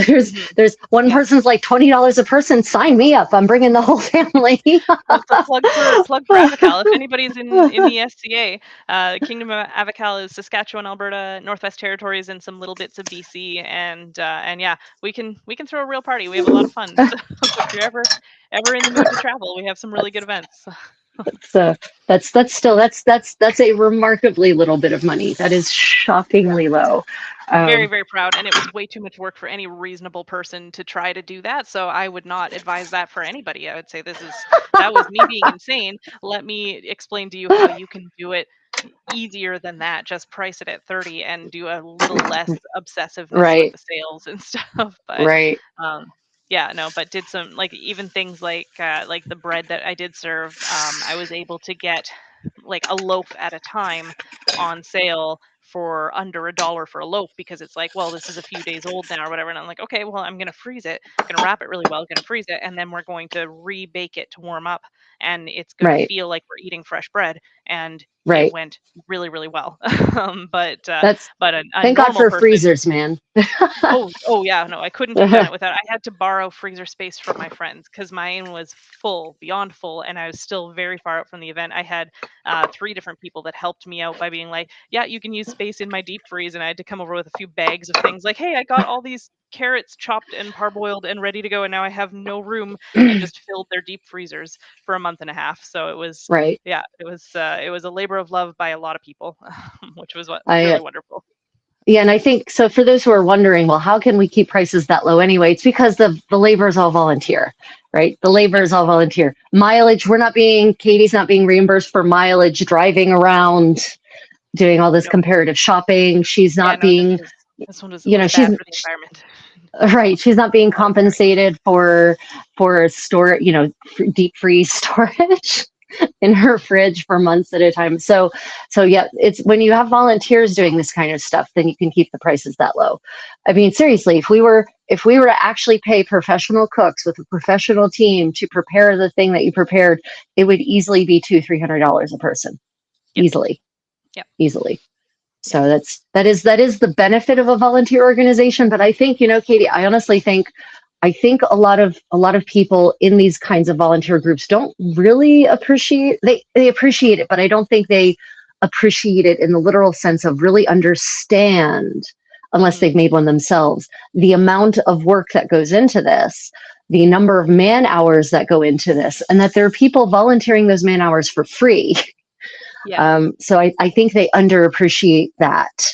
Yeah, and I Whether, couldn't you have know, done it without my amazing team. Like I yeah, had some really phenomenal people that hopped in the night before and the day of the feast, and then all of the servers giving up their opportunity to sit and enjoy the feast in order to participate in serving in this way, which felt like a right, more accurate medieval way to do it, but wasn't right, necessarily how we typically do it in our group. yeah, And yeah, I was so thankful for all of them. There was people that were in the kitchen all day with me, chopping fruit and prepping yep, meat and getting the butters mixed up and like that sort of thing. So right. it yeah, it was really wonderful to see because if it had been just me, this would have failed dramatically. But Yeah, I no, it's also tried to do as much as I could where like I said, where it was just dump and go recipes. I'm like, okay, it mentions all these ingredients. We're gonna put it in the pot with the spices and we're just gonna let it do its thing. Whereas the last right. feast I did had a lot more involved things. Like we had like we made the sausages and we hand formed the cheese balls and like different things that we made that were much Wow, more like we nice. did stewed and mashed turnips, which is like okay, now we have to peel the turnips and boil or chop the turnips and boil the turnips and mash the turnips and mix in the spices, and that's a lot of steps. Whereas this time I'm like pears and carrots, chop them, dump them, put the spices in, cook, like done, dump it in the pot, done. And that Yeah, was so one of the ways that that worked.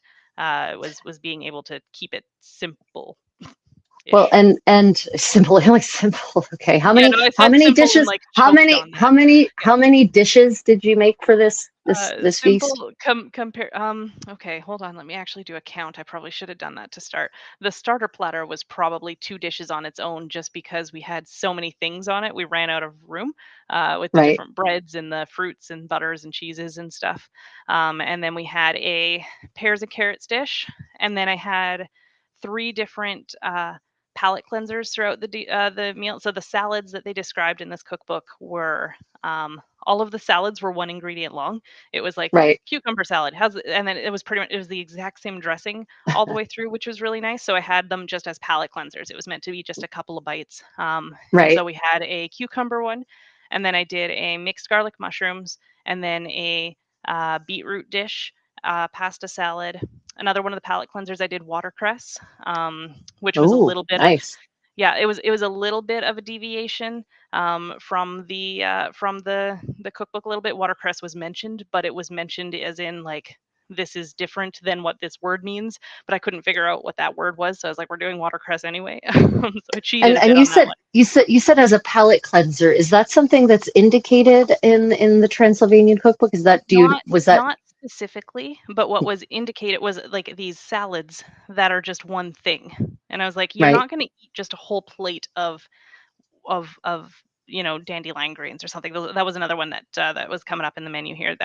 Those are hmm, too bitter. You're not going to eat just a plate of them. So I was like, the only way I can see all of these salads being used is for that purpose, just as a got couple of it, bites, as a refresher, as a like something light, right. something. And so that was how I framed it based Hmm. on my interpretation of that. No, But it that's wasn't indicated palate cleanser. That was just but what I no, no, took no, away. but I think that's a really fair. So I think that's a very fair form of interpretation because again, these cookbooks don't. The details they give you are shocking sometimes. Like make a drill bit that's the length of the Yeah. ox, Yeah. or but then other times there are details they completely leave out. Um, and for example, what is the purpose of this salad? Like, what is its purpose? They Yeah. don't say. But then we, as the redactor, as the person analyzing this text to recreate it, have to come up with logical, reasonable assumptions. And as you say, dandelion greens, have any of you eaten dandelion greens? I love dandelion greens, but usually mixed in with something else. Yep. Yeah, and the uh, salad there was one that mentioned garden salad, or it right, said, "Make this like the garden salad," but then I laughed so hard because the footnote was garden salad is mentioned, and the next 3 or 4 recipes talk about the garden salad, but we don't have the recipe for the garden salad, so we don't know what it is. It's like this mystery, I lost can to time, who knows? Right. Um, So then that's probably the best way you could come at that would be to figure out what a typical garden was like yeah, in I 16th century Transylvania. And it's not going to be carrots and onions. It's going to be no, probably a bunch of different greens, yeah, like a bunch of different herbs. yeah. Yeah. And there was enough other salads in the salad section that I just skipped it. I was like, we're not gonna.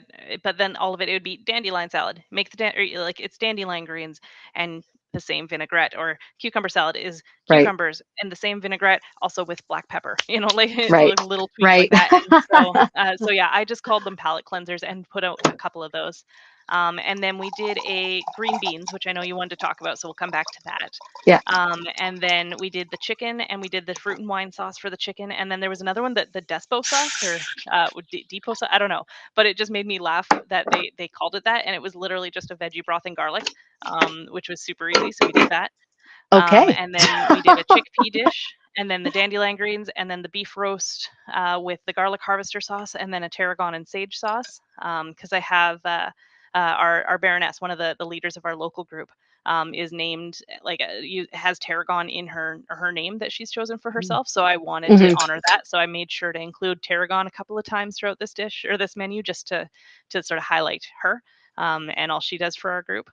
And then we did a hot vegetable medley that was rainbow carrots and parsnips and celery root and onion and garlic and currants, Mhm. all in a big, with a little bit of spice, and then a spiced rice. And then the dessert was a little bit tongue in cheek. Like, I had promised to do a low effort feast, which I failed at. But when I first promised and I decided to do Transylvanian, I started making Vlad the Impaler jokes immediately. And so I decided that the dessert, instead of making medieval dessert, one of the ways I was going to do something low effort was we just did a s'mores buffet. I was Mhm. like, you're going to do your own impaling, and we're having s'mores, and I'm giving them enough food that nobody is going to question whether they got their money's worth of medieval food. So I am phoning it in for dessert. I'm not putting any I'm effort into it. phoning We're it in buying, for dessert. yeah, I'm like, we're buying s'more stuff. I'm putting it out there with a sign that says, these are my roasting sticks, I want them back. And we're letting people help themselves to dessert after court. And that was my little, like, yeah, this is and on the menu, I didn't even put that it was a s'mores buffet. I just said a Vlad the Impaler inspired skewer it yourself dessert. And then it was s'mores. And I thought that was a lot of fun. And not as many people laughed at that, to me, as I thought that they would. So I think I'm funny, and that's the important thing. Um, and so so yeah, we did a s'mores bar, and that was my dessert. But yeah, the rest of it was still pretty solid. The So, green so, beans. yeah, the green beans. So this is interesting. And this is another case where I definitely would want to get back to the original, and see, do you know what the original, so I haven't gotten a chance to look at this. You have a translation of the Hungarian, but the Hungarian was translated, what was the original language? Let me double I'm, check I'm here. wondering. So it could Here, it could I'll look while actually be you Latin. explain why you're Yeah, stuck yeah. on green beans. So Yeah. green beans. So green beans, if you mean by green, this is the thing. There are words in all the way up into 16th and even 17th century European languages that are used for foods, that where the food to which it's referring is not like the modern version. So I'll give you an example. The word pumpkin. That the word pumpkin, when it refers in the pre 1500 world, the word pumpkin or the word gourd does not refer to the winter squash that comes from North America. It refers to a completely different cultivar with completely different properties, but the word is still there. And so a lot of modern cooks will read a medieval recipe and see the word pumpkin, and they'll assume they're talking about this really actually high starch content gourd that's also very sweet from the New World. And it's not. It's just that when the New World cultivar entered the cognition of Europeans, they didn't give it a different name. They just kept using the same name for a similarly shaped thing from before. And so green beans, I suspect that in Transylvania in the 16th century, green beans are not string beans, like some Mhm. American US people would call them, because that's a New World plant that comes from Central America. That's part of the Columbian Exchange. And it usually takes not decades, but centuries for New World foodstuffs to get uptake into the diets of of Europeans. Mhm. So my suspicion is that green beans might be green fava beans. Oh, But okay. Yeah. I would have to see the original language to verify that, because um, that is very often the case. The word is actually faba, Yeah. which is the word for, like, also for dry beans, that, like kidney beans or something like that, like those kinds of beans also. So I suspect they probably meant green fava beans, which That is makes different sense. than dried fava beans. Um, Yeah, is my suspicion. I don't know Yeah. if there's a note in the book about it or not. So it doesn't actually say it. It just talks about how there's the text of the manuscript, "The Science of Cooking," on a Hungarian website, along with a list of feast menus for a Transylvanian castle, and then they translated from Hungarian into English. So it doesn't actually say what it is on the Hungarian website, if that's the Hmm. translation or if that is Hmm. sort of the original. Right. But I've got the actual green bean recipe here as listed. Hmm. Right. Um, and it reads like it's a whole section. It says the next is about the green bean, and then it's its Right. whole section by itself, which is very funny Right. because all the rest are like, and the next is about the hen, and talks like it has like 8 hen recipes, and this Right. is the whole section that's like one recipe. Right. But it says about the green bean. I saw them cook the green beans in clean water. Then they added saffron, black pepper. They mixed flour with vinegar, then put it onto the pot and served it to the prince.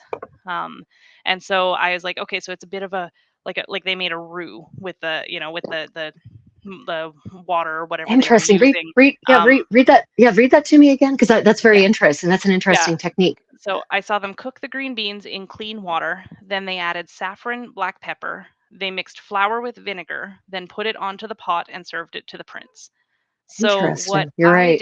what I did with Hmm. that is I ignored the flour part because of the fact that I was like, if I have to put that like on the stove and try to make a roux, like I was looking at my dishes and I was like, I don't have the stove, the burner space at the time that Right. we're going to be serving this, so I didn't. Right. So instead, I made a saffron vinaigrette. And so I like infused oil with saffron and let Right. that sit, and then mixed it with vinegar and and I think salt and pepper, and just sort of made a saffron vinaigrette and sort of fried like steamed Yeah. the beans, and Right. I added in some onion because we had onion, and then just like tossed it in the saffron vinaigrette and sent it out as like a vinegared beans. So Right. that was sort of where I tweaked the recipes. I skipped the flour part. But the That is funny thing is that interesting. of this whole section, Hmm. this green bean recipe, that's the first sentence of it. But then he says, I saw them cook lamb in salted water once it was done. They poured salted milk onto it, then served it to the Hmm. prince. Hare Ooh. thighs, like hair like rabbit, was Right. roasted, then covered in salted cabbage leaves and served to the prince. They added salt Huh. to living crabs too. Then they roast them on coals, added salted water, and served them to the prince. So Wow. there's 4 sentences in this green bean recipe, and one of them's about green beans, and then he goes on a tangent about crabs and rabbits, and I'm like, what is going on, buddy? Like, it was just fun. So I don't know how late in the collection this is, but I almost feel like he was dictating, because they never wrote their own things. They dictated, and a Yeah, scribe would actually write it down. So I feel like maybe we've reached the 3 a.m. stage of dictation, where that he's was he's recipe he's number 650 of right. See, 800 and yeah. So I 817.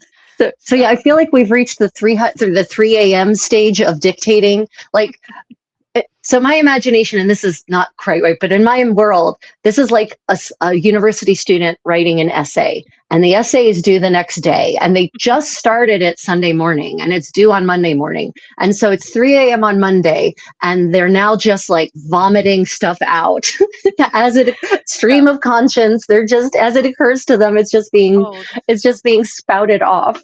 stream of consciousness all the way throughout. Like it's an absolute hoot. I loved this cook. Like I said, a lot of it was there wasn't much for recipes in the cookbook. It's Right. ingredients lists and vague cooking directions maybe. So I was making it up all the way through, but I was just so having so much fun with the way they write and the way the author writes and the way the translators have their snarky little like there's no actual recipe for the garden salad. We don't know what it is. Or there was Right. another one that said something like the author wrote something about like you'll find reference to this in this recipe, and then the little footnote like ding, and then you go down to the bottom. It's like actually you won't. That's the whole footnote. It's just actually you won't. Like he didn't put it in there. And I'm like, Actually, you won't. that was the entire footnote. Actually, you won't. I was like, I love these people. Like it was just You're so right. delightful. So Actually, because the academic neutral footnote would be, in fact, we were unable to locate such a reference. But no, instead no, it's actual. this was not Actually, you academic. won't. This was a bunch of reenactors crowdfunded, and they paid a translator. Can you make this into English? And they're like, okay. And It's just, yeah, I was just Actually, like, you this won't. it feels like I'm reading this cookbook online made by people translated a decade ago by somebody I don't know, and it felt like community. I was like, Right. this is what I love about it. This is why I'm in this game. This is why I Oh my participate in the God. reenactment group that I do, specifically because this is so comfortable, and You won't. No, I actually, no, you won't. actually you won't. Yeah, there was also a, let me see if I can find it. Oh my God. Great. There was one that they called the recipe for Saturday, which I thought was very cute. And For they're making Saturday. French. It's called for Yeah. Saturday is the recipe. Okay. They're making French toast is what they're doing here. You shall need lots of eggs. Put butter into a Hmm. baking pan. Whip some eggs. Yes. Slice some bread. Dip the bread into the Yes. eggs. Put it in the Yes. baking pan. Then do this with Yes. the other slices too. They should touch each Yes. other. Pour the eggs onto them. Cook them. Put them on the coal and cover it with the lid. Cook it. Then add some ginger. And then Nice. the next recipe is for the day of Saturday. So that's Saturday morning. That's your brunch. That's your, like, we're making French toast. And then for the day of Saturday is boil some white cabbage in milk, cut the cabbage into slices, put it into the milk, then make some scrambled eggs. If you have no milk, sour cream will do too. It's like Aha. Okay, wait. milky So there cabbage. we go. There's a fermented dairy reference. Yeah. That Yeah. that is interesting. Sour cream. Okay. Yeah, Okay. there was Yep. a couple of those, and so that might be like maybe it was meant to be more like yogurt or something. I'm not entirely sure, Well, but there no, no, wasn't it's a just lot of that it's references just to that either. right, right. So sour cream is one, it's more shelf stable, right? Mhm. Two, it has a completely different texture and it's acidic. It's more acidic than just uncultured dairy is. So that was being added to a bread thing or was being served as a topping.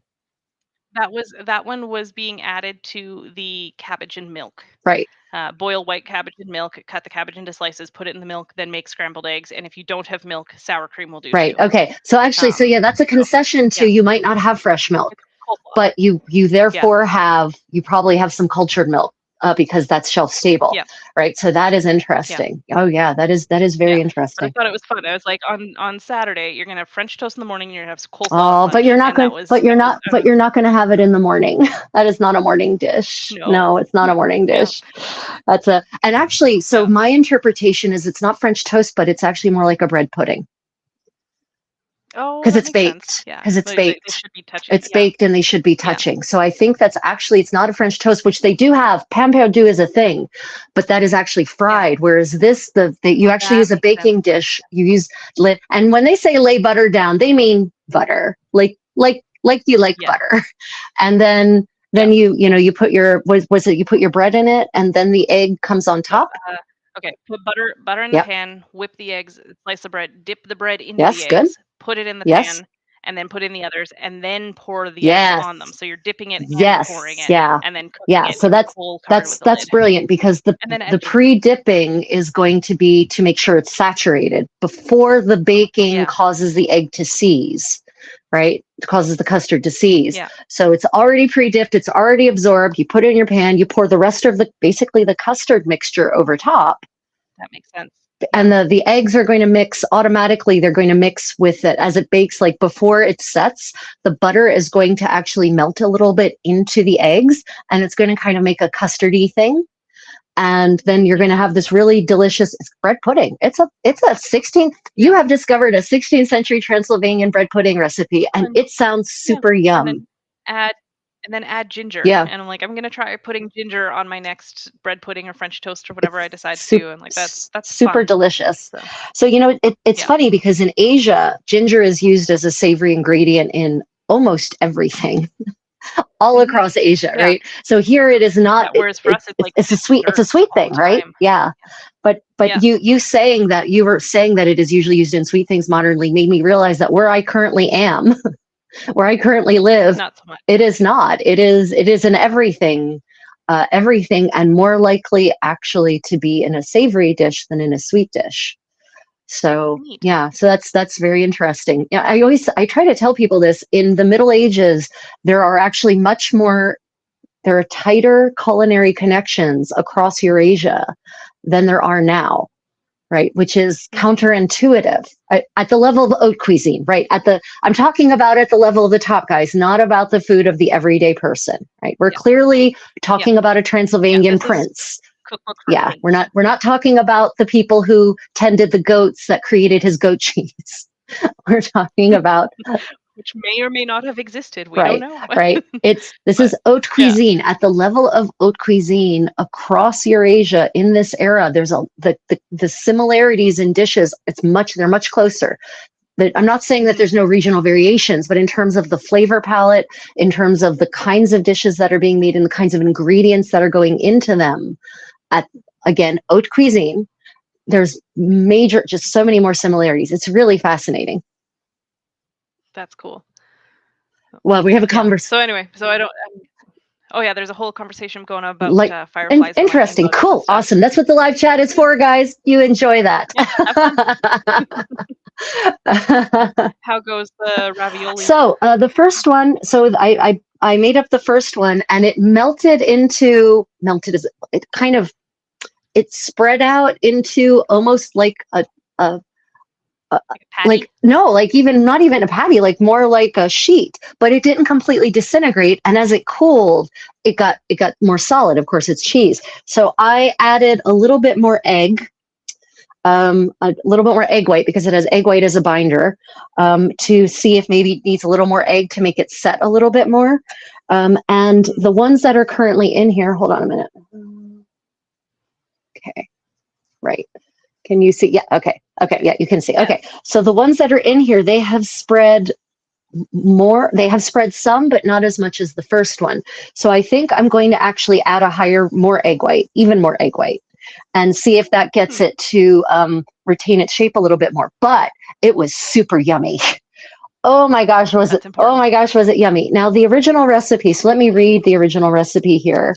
So this is this one you've made before? No, new one I'm playing with as we do it. So this is called ravioli bianchi, white ravioli. And I'll read you the recipe. So white ravioli. Take some good provatura, which is a kind of cheese, pound it well. Then, while continuing to pound, add a little butter, some ginger, and some cinnamon. For one provatura, because they come as these balls basically, add 3 well-beaten egg whites and an appropriate amount of sugar. Mix all these things together. Then make ravioli the length and thickness of a finger, roughly human finger size. Yeah. Then roll them in good flour. Note that these ravioli should be made without a dough. But then there's a marginal note. So that's what the cook says. But then someone went back through and glossed it and said, but if you want to make them with dough, do so. So 15th century snark for the win. Boil them gently so that they do not break. Remove them when they have boiled and place them in bowls with sugar and cinnamon. Right. And you can color them yellow with saffron, which I love that comes at the very end, because if you want to color them yellow with saffron, you have to do it before then. So it's super helpful, right? It's like when the teacher would do that thing where they put like a note on the back. It's like, they start with read your instructions fully. And then the last thing is like sign your name and don't do anything else, hand it in and you get full marks. And everybody that does all of the work fails. It's like, it's that. Yep. Like humans, we haven't changed that much. We do the same thing. We have not. So I did that. I wanted saffron. So saffron. I have a lot of saffron right now. I ground it up, and then I actually mixed the saffron in with the egg white so that the yellow would actually leach out in the mortar and pestle. So that the yellow would actually leach out of the saffron into the egg white. And then that's how we ended up with this lovely yellow dough, right? Doesn't that look pretty? And so I haven't been able to, I'm in Korea for those who don't know. So I have not been able to find provatura cheese. Provatura, it seems that even in the Middle Ages, provatura and mozzarella were very similar to what they are now. And even in the Middle Ages, writers would mix them up. They're close, they're cousins. They're like first cousins of cheese. They're a stretchy cheese, right? And they would mix them up, because one author says in the 15th century something like, in Lazio they call it provatura, but in Rome they call in Lazio they call it provatura, but in Rome they call them mozza. And you're like, but those are two different cheeses actually. But mozzarella is similar. It has similar properties. It's a stretchy cheese. So I was able to get some whole milk mozzarella, thank God. And I mashed that until it became a nice paste. And then I added all those ingredients in the mortar. And that's what's given us these little guys. And I made them into little fingerlings, and then I rolled them in flour. I don't use wheat, so I'm using rice flour. They may or may not have used rice flour for this particular recipe, but in Italy, and all across medieval Europe, they absolutely had rice flour in high level kitchens. Rice flour is used as a binder instead of bread in some cases. It is used also to make dishes for sick people. So, but contrary to popular belief, they had rice in medieval Europe and they had rice flour. So I'm using rice flour so that I'm not using a gluten-based flour. I suspect the flour they probably mean in this recipe is probably wheat flour, though. So yeah, sense. that's my suspicion. So I've now got some other ones in here. They haven't spread out quite as much. I think they might be done. Again, you'll notice there were no timings. Boil them for how long? Yeah, till it's done. Yeah. Till it's done. Yep. Yeah, or the amount of times it's just like cook the meat and like, cool. Did I fry it? Did I roast it on a spit? Did I put it in a pot with water and let it steam? Did I boil it? Like I don't know. I wonder what I did. And so it was a lot of just making it up. Okay. So I put it in a sieve. Oh, pretty. So you can see it did not retain its shape. It just kind of flattened into this thing. So I'm going to go through now. This is part of the experimental process. I'm going to take a couple more of these little guys and I'm going to add some more egg white to it and see if that helps it firm up. It could also be that the mozzarella is not close enough to the probatura in structure, in fat versus protein ratios, all those little details, that it might not have enough structure on its own to withstand the gentle boiling. So that could be as well. But this is part of the redaction process. You try some things, and if you're lucky, it doesn't taste awful. But I can tell you though that I really think a sprinkling of sugar and cinnamon would be very tasty on this, because just a lot, not a lot, just a little to counterbalance the saltiness of the mozzarella, because mozzarella is very salty, right? It's a very salty cheese, actually. And so to counter that deep saltiness of the mozzarella, just a touch of granulated sugar, and of course cinnamon is also naturally sweet. I think this would be really delicious. And we know that this exact dish was often served as a first course in Italian dining.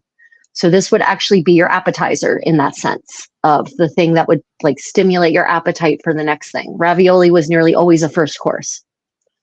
So cool. Yeah. So it's tasty. I think audience would love it. Oh yeah, you were going to look up some like equivalent recipes, right? I don't even remember where that was. Oh, that's okay. That's cool. What else? I remember when you talked about the first course, it reminded me of one of my big wins I was really excited about was the electuarium. Oh, yeah, right. So it talked about you like basically making a quince paste. Right. Was how they describe, and like they describe how to cook it.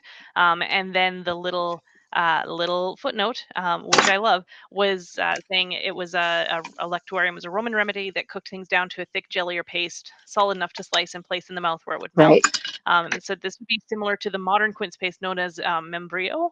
Oh, nice. Available in Mexican grocery stores today. Interesting. So I was able to walk into our local Latin grocery store and find this canned quince paste called membrillo, Right. and buy it off the shelf and open the can and have a medieval dish that was done and it was made exactly the way that they described it. And I was like, this is the lowest effort way to do something. And I was like, fantastic, because finding quince in Alberta, Canada, was and it's not it's easy. not in season right now. So quince is an autumn fruit. Yeah. So yeah, and even if it was, I'm not super confident that I would have been able to find it easily. Like there was a lot of ingredients that just ripped my heart out that I couldn't find. Do you have Whole Foods? I really wanted. Do you have Whole Foods? we have like stuff like that, but yeah, I just was striking out like there were certain things Yeah, that I couldn't find in a variety of different grocery right. stores, and like I wanted to find parsley root so bad. I tore this city up for parsley root. I tried different. I Yeah. tried different ethnic stores and like So different so cultures. I tried calling greenhouses. when I need parsley root, I literally just buy some parsley plants and rip them up. That's what I do. Yeah, That's yeah, but like that's what I the actual like that the root, like yeah, yeah, yeah, but that's the exactly, like I rip them up and I that's because that's parsley root. So I just buy the whole plant, and then I mean I still use the leaves of the whole plant, but that's the only way I've ever been able to get either parsley root or cilantro root, because cilantro root is used in Thai cuisine in oh certain neat. curry Yeah. paste recipes. They use cilantro root. So the only way I've been able to get it generally is to just buy the whole plant.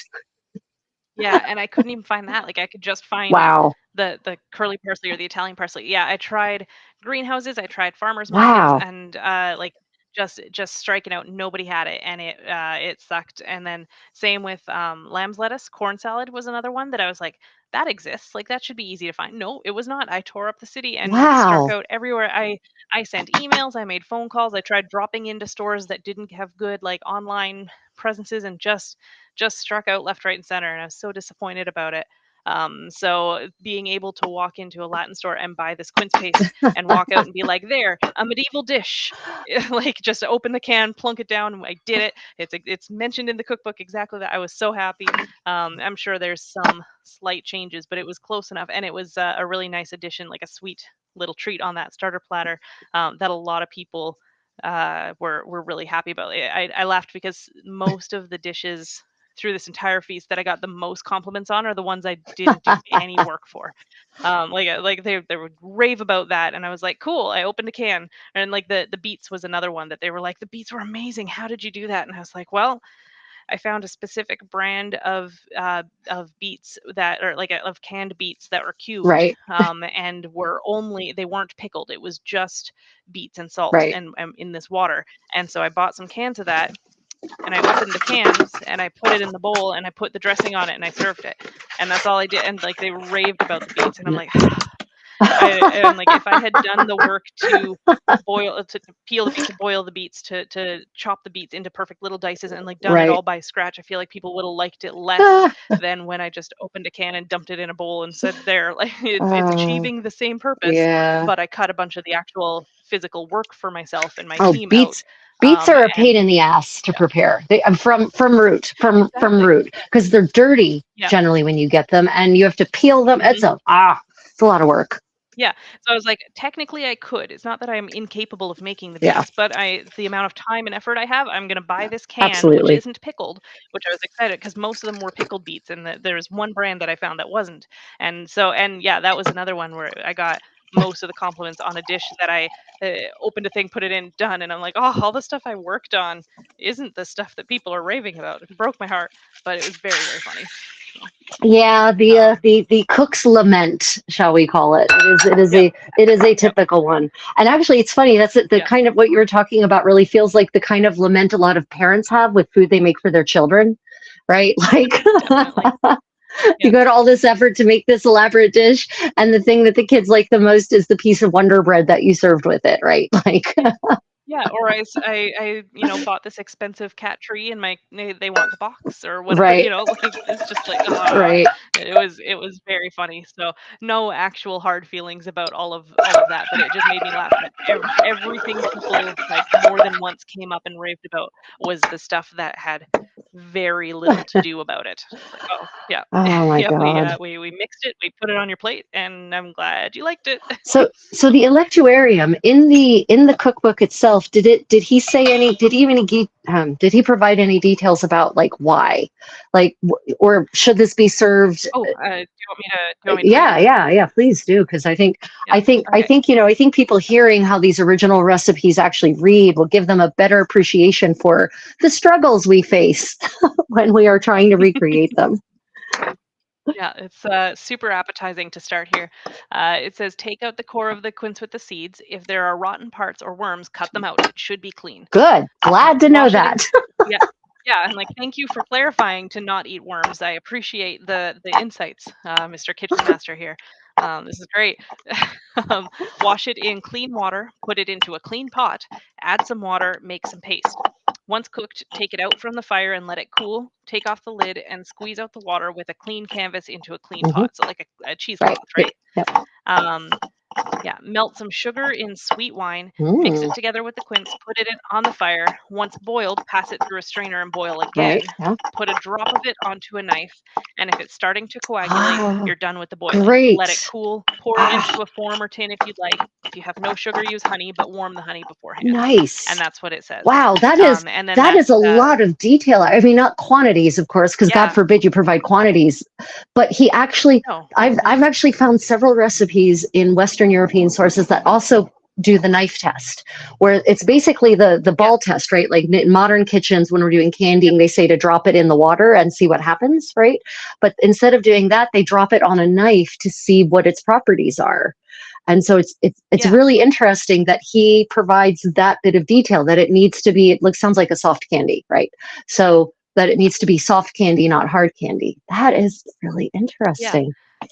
Yeah, so it's making this paste, and again, it's one of the more detailed recipes, and it's one of the things I didn't bother making from scratch. I just bought it. I'm like, "Ugh, Well, couldn't have had I that can, kind of detail for any of the stuff I and tried to and make." in But fact, probably the Mexican stuff probably didn't have wine in it. So I suspect I probably not. suspect the Transylvanian version is actually much more interesting, like has a much better flavor Yeah. Mhm. profile because wine isn't, contrary to what people believe, it's not about the alcohol. Wine contains compounds that are flavor enhancers, right? So Yeah. it's umami, Yeah. right? So it will actually boost the flavor, make it more complex and not just sweet, right? Quince, have you Yeah. ever eaten a quince on its own? No, I've never found one. Oh, Like they I wanted are to for my last they are stew. violently bitter, not sour, bitter. Oh, good to They're know. they are the kind of bitter that dries your mouth out like that, Oh, right? okay. Um, Like a choke cherry kind of thing yeah, that, yes. yeah. Which is why they're always turned into some kind of candy or some kind of marmalade because you Yep. can't eat them. I mean, no, I don't know any human. Can any of you eat just raw quince with nothing on it? I can't. I tried. And I like sour and I like bitter. And it just made my mouth feel like it was never going to be moist again. So that's why there are all these recipes for quince that involve candying because you can't really eat it otherwise. But it's this Yeah. big fruit and they grow in large quantities and they're easy to grow. The quince trees don't need, as far as I can tell, a whole lot of maintenance, considering they just grow Okay. everywhere here and no one takes care of them. So humans being human are like, well, we can't just let this thing go to waste. It's a lot of food, right? There's a lot of potential Yeah. nutrients and calories here. So how can we make it Yeah. palatable? Load it up Yeah. with sugar, whether it's honey Yeah. or sugar, right? Yeah, and it tasted the one that I bought off the shelf tasted like it felt like a paste, like that jelly that sort of like disappears into your mouth. But then the taste was like a fruit leather, Right, kind of right. like Yep, those. I don't know if you've ever yep. had those like sort of fruit Abs- candy bars or whatever. absolutely. Yep. Like I love those things. They're so tasty. it was amazing. Yeah, so it was that, and I was like, this is phenomenal, and it was the lowest effort version and I was like, and it looks really fancy, and I get to talk about it, and like it's got a cool name on the menu. Electuarium sounds cooler than quince It paste. really does. You're absolutely And 100%. That is yep, definitely good branding. That is good branding right there. yeah. Yeah, I had to do some sneaky, or to do some creative branding for this menu because so many of the dishes are named in such a terribly boring way. Like, it's just like, it's not even like chickpea salad, it's just chickpea. Like, everybody gets a pea.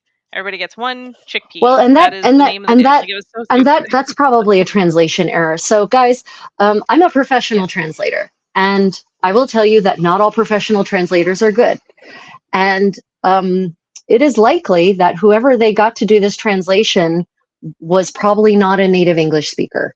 First off, That's very possible. probably Yeah. their native language was actually Hungarian.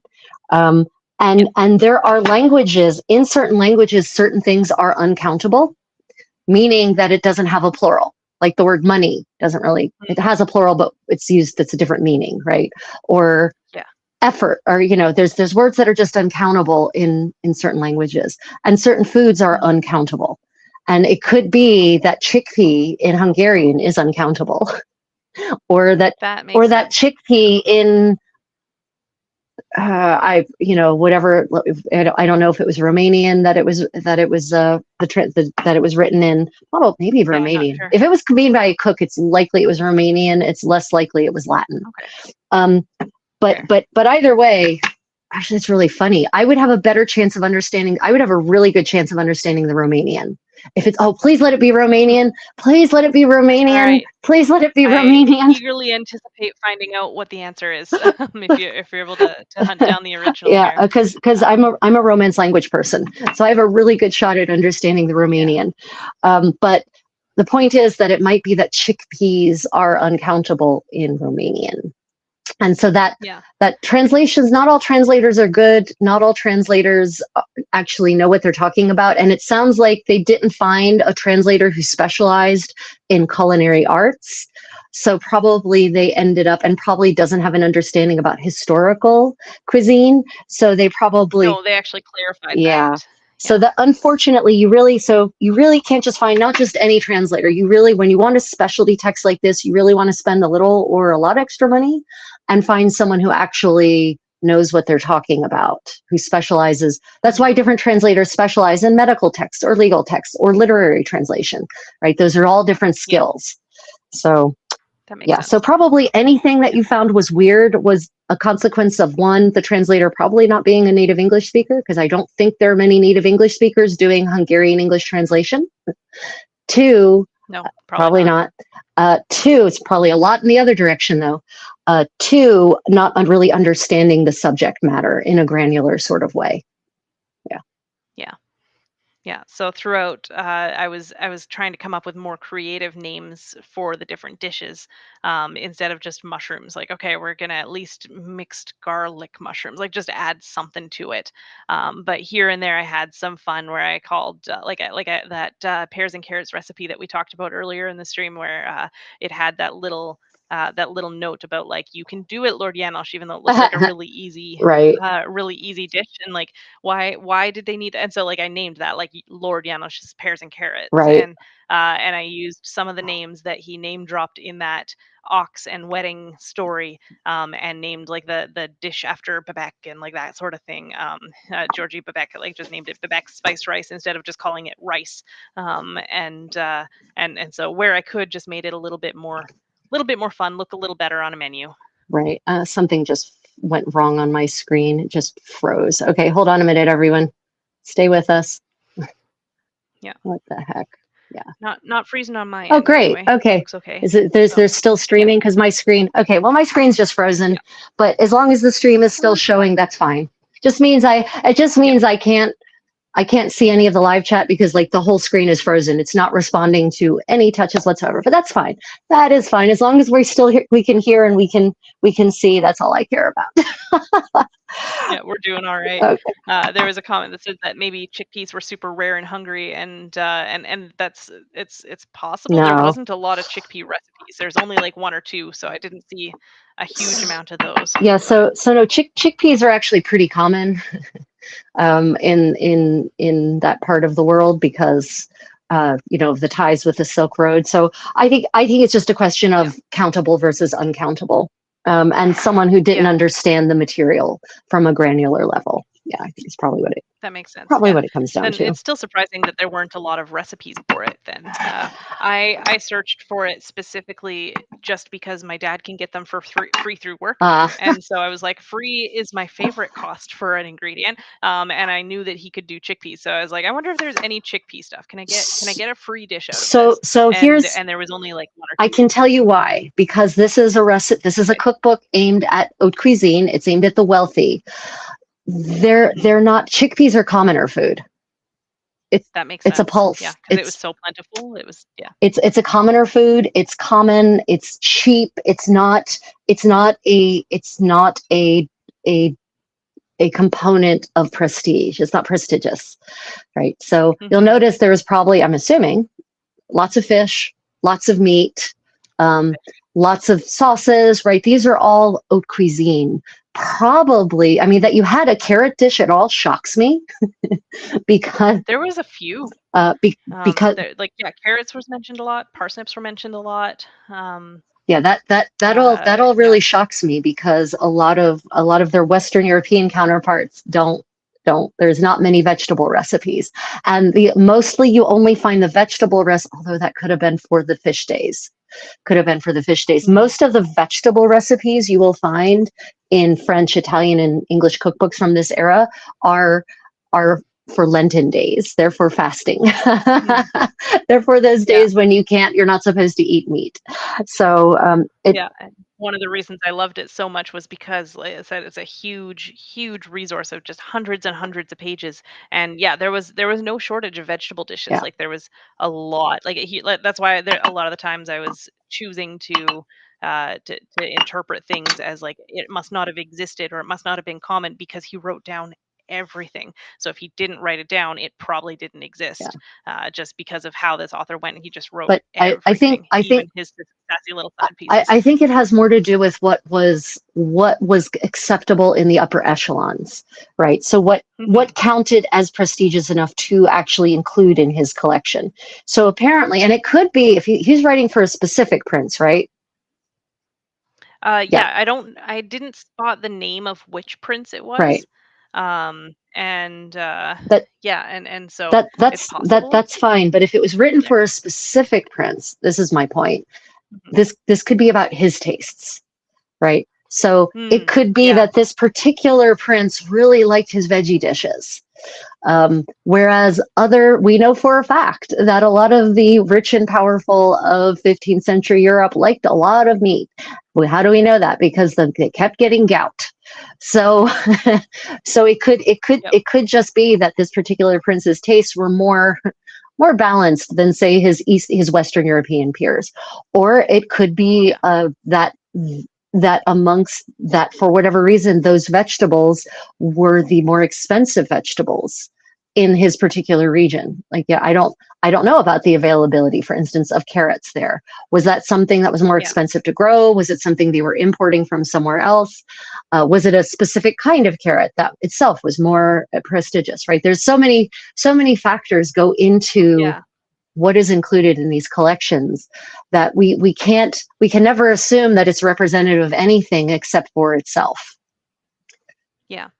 One of the choices that I made is I had originally when I planned it out, I had three different carrot related dishes. So I had the pears and carrots, and then the hot vegetable medley at the end, and then I was gonna do carrot greens as one of the Ooh, palate cleansers carrot because that was one greens. of the salads that was listed So was carrot yummy. greens. Oh, Um, I ended up vetoing the carrot greens just because actually buying carrots with the greens on was harder than I expected it to be. yeah. Like I knew I could get some, but for the quantity I needed, I actually struggled. So I was like, nope, new plan. And so I got rid of the carrot greens. And so what I did to keep things visually different and keep the feast interesting instead of just like, oh, another carrot dish, Right. was the pears and carrots that I did at the beginning was with all orange carrots, like sliced into. I did just sort of sticks. Carrot sticks was the size that I went for, Right. and then the hot vegetable medley I did rainbow carrots. So there's purple and yellow and red, and then along with the red onion and the celery root and the parsley or the Right. parsnips and garlic and stuff. So and the currants. So kept that being like that was a much more colorful rainbow beautiful dish, Right. and the original one was a lot more simple. So that way there was some differentiation Right. between them. Right. And had them sort of at opposite ends of the feast as well. So it wasn't like we've just finished our And more carrots. carrots now.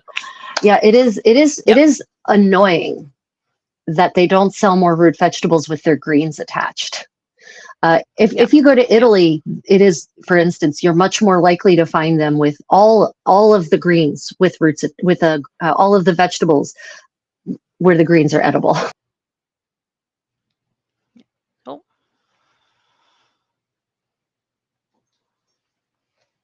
oh, we lost Rachel.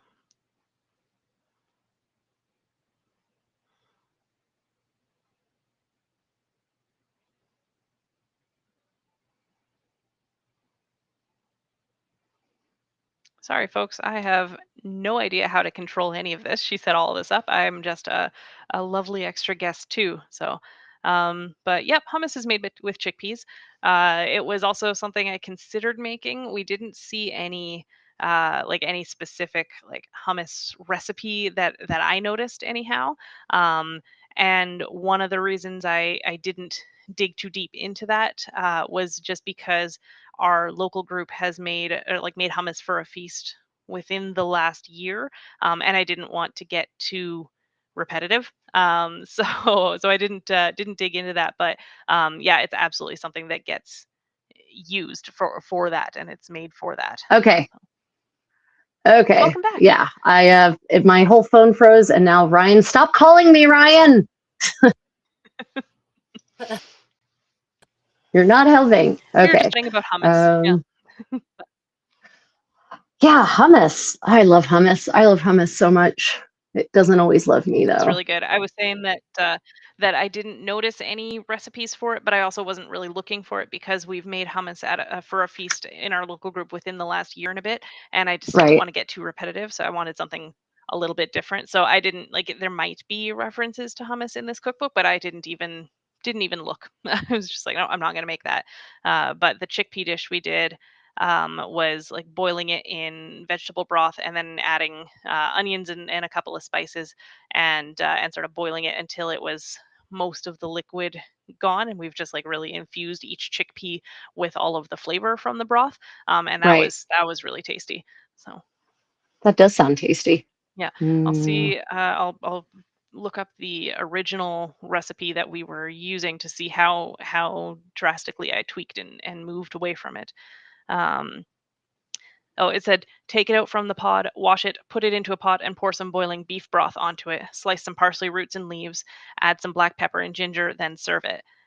right. So, again, I couldn't find parsley root. I substituted parsnips in some of the other dishes, and so I wanted something visually different. And I ended up just going with white radish because I knew it existed at the time, and it would give me the texture and consistency I was going about, and sort of still that earthy flavor. I knew it wasn't an exact substitute, but that was my best closest thing. Plus, it was like 77 cents for a big old white radish, and I was like, that is budget friendly, which I'm a fan of.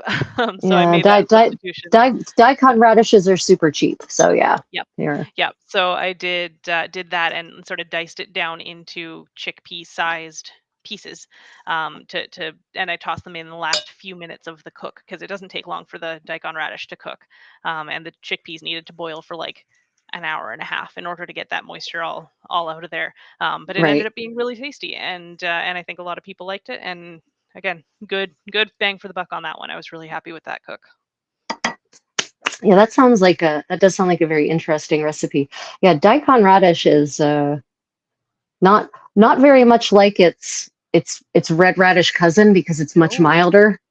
It's Yeah. much milder. Red Yep. radish makes you regret your life choices sometimes. I still love it, but it definitely punishes you for eating it.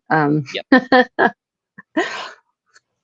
So were there any as we're coming towards the end of our live stream, were there any um what was so the most surprising thing was the way bread does not seem to have been served, at least as per the cookbook, doesn't seem to be Oh as yeah. something that was served on the side. But was there what other big surprises were awaiting you? Um, The small amount of cheese mentioned right. was a surprise to me compared to like how many recipes you can find with different types of cheese in Germany at the exact same time, stuff like that. Right. Right. Yeah, the amount of fish was a surprise. Like I would expect it to be. Um, it makes sense in hindsight, but at the time I was like, "There's so much fish in here. There's so many recipes I can't make." And yeah, some Yeah. of the simplicity of the salads just being like dandelion greens, carrot greens, like, or there was they called it a bitter salad, and I'm like, I wonder Right. what the bitter is. Yeah, like And because most there's a of the bunch of things are bitter anyway. Like yeah, most of the yeah, greens and herbs that were available in this time and place would have been bitter on their own. So that is a good question. yeah. I was like, what's What? the bitter one? Yeah. So I think that was the one that I was like, we're gonna go with watercress. We're gonna sub it in. It's fine. Um, yeah, there was Watercress is bitter, so yep, it's a good yep. choice.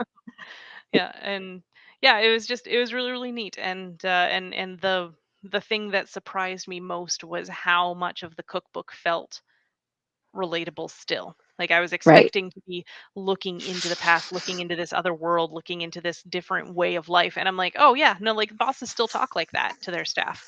Right. And, "Oh, yeah, that's still how people write down recipes when it's, like, just somebody, like, write it like, I'm getting a recipe from my mom, and, 'Oh, and you cook the meat, and you make this and this goes with it,' or something." It's like, Right. that was one of the surprises, not so much about the food, but about the tone of it and the culture of it, and that Right. was really neat for me that it was still so immersive and relatable and real. It didn't feel like looking at somebody else's world. It's just like, oh, Right. that's just us. We're It's still just like that. us.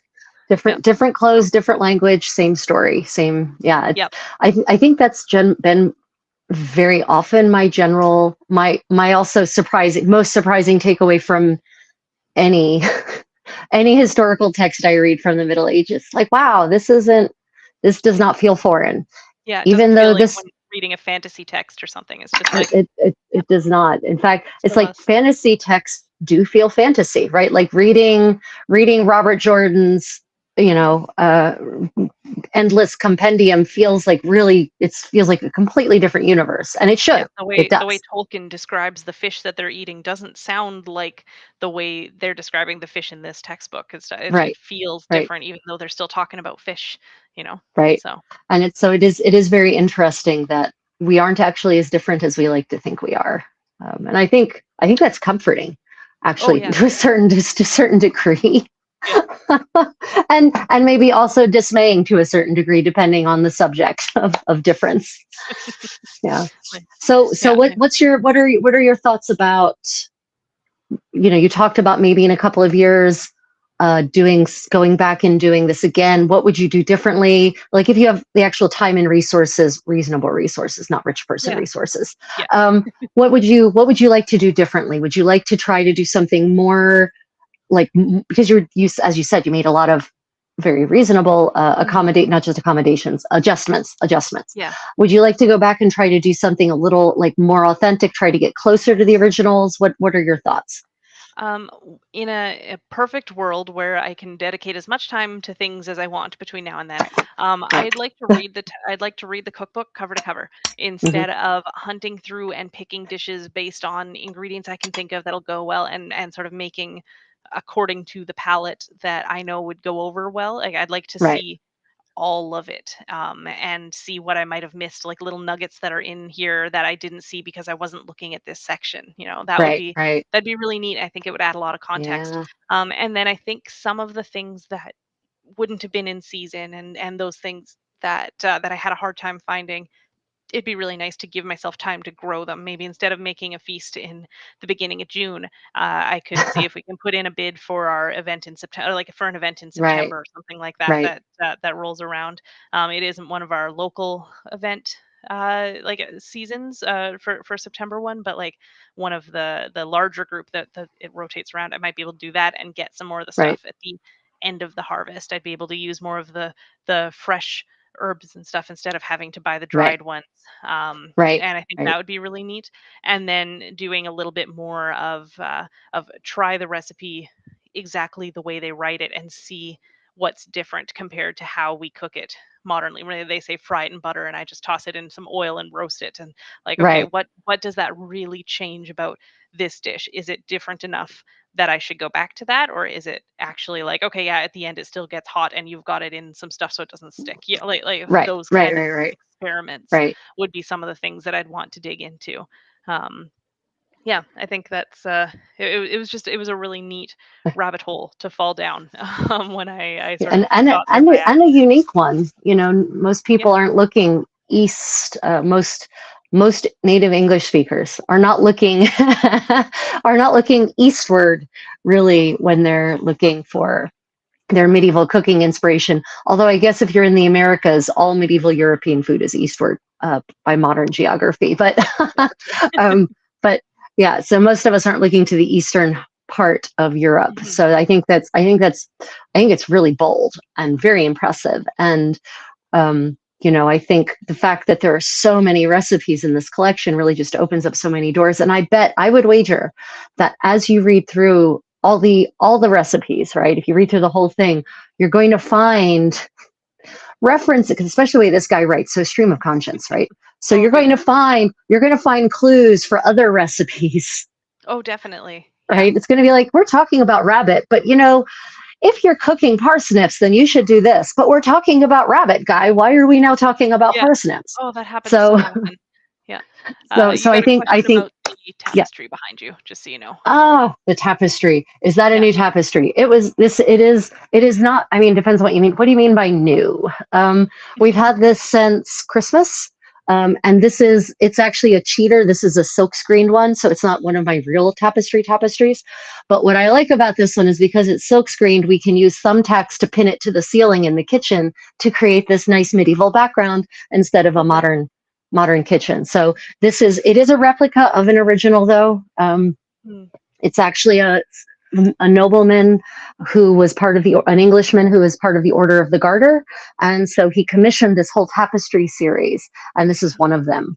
And so it's got his arms woven into it. He was a merchant, so hence the ships, right? And he's got all this reference to his ship, his life, his seaman self, right? So Yeah. that doesn't sound good, but yeah. So that is what it is. It's not. This one is not a real tapestry. I do have real tapestries. We can also take this on when we fly places and put it up in hotels to create a medieval space for medieval sewing parties and whatnot as well. So, yeah. Okay, well, Katie, I would like to thank you so much for agreeing to, we just had this crazy chat a couple of days ago where we were just discussing this source, and I was reading through your notes, and then I just asked you if you would come on, and you gamely agreed. So Oh yeah, no, absolutely. My honor, my pleasure. It was so much fun chatting with you. I'm sure that I will end up down more rabbit holes that will be within your niche as well. And so yeah, this is super cool. So everyone, if you've been enjoying today, please like and subscribe. I'd like to thank my channel members and my patrons and my Facebook subscribers for financially supporting me so that I can not only do this research and these living history experiments, but that I can share them with you in this manner, because that takes lots of time to make these posts, script, research, and do all of that. So I really appreciate all of your support. If you'd like to support my work, consider becoming a patron on Patreon, a channel member, or a Facebook subscriber. Of those three, the Patreon is the one that actually highest percentage of your money actually reaches me. Facebook charges a 30 to 60% commission on membership fees. I'm not certain about, YouTube charges a 30 to 60% commission on fees. So Patreon also gets you the most extras, extra videos, extra tutorials, all kinds of extra resources I've shared over the years, a massive backlog library of patron only content. I do have also member-only content on YouTube as well, depending on your level of membership. So if you'd like extra resources, extra videos, extra tutorials that no one else has access to, consider becoming one of those three kinds of supporters. Okay, guys, if you had any questions and we didn't answer them during this live stream, pop them in the comments and I promise I will answer them. Otherwise, I thank you all so very much for joining us today. And let me just check. I saw there was just one more comment. Yeah. Okay, great. Okay. Thank you all for joining us today. And until next time, may your adventures in history be creative. Goodbye, everyone. And end.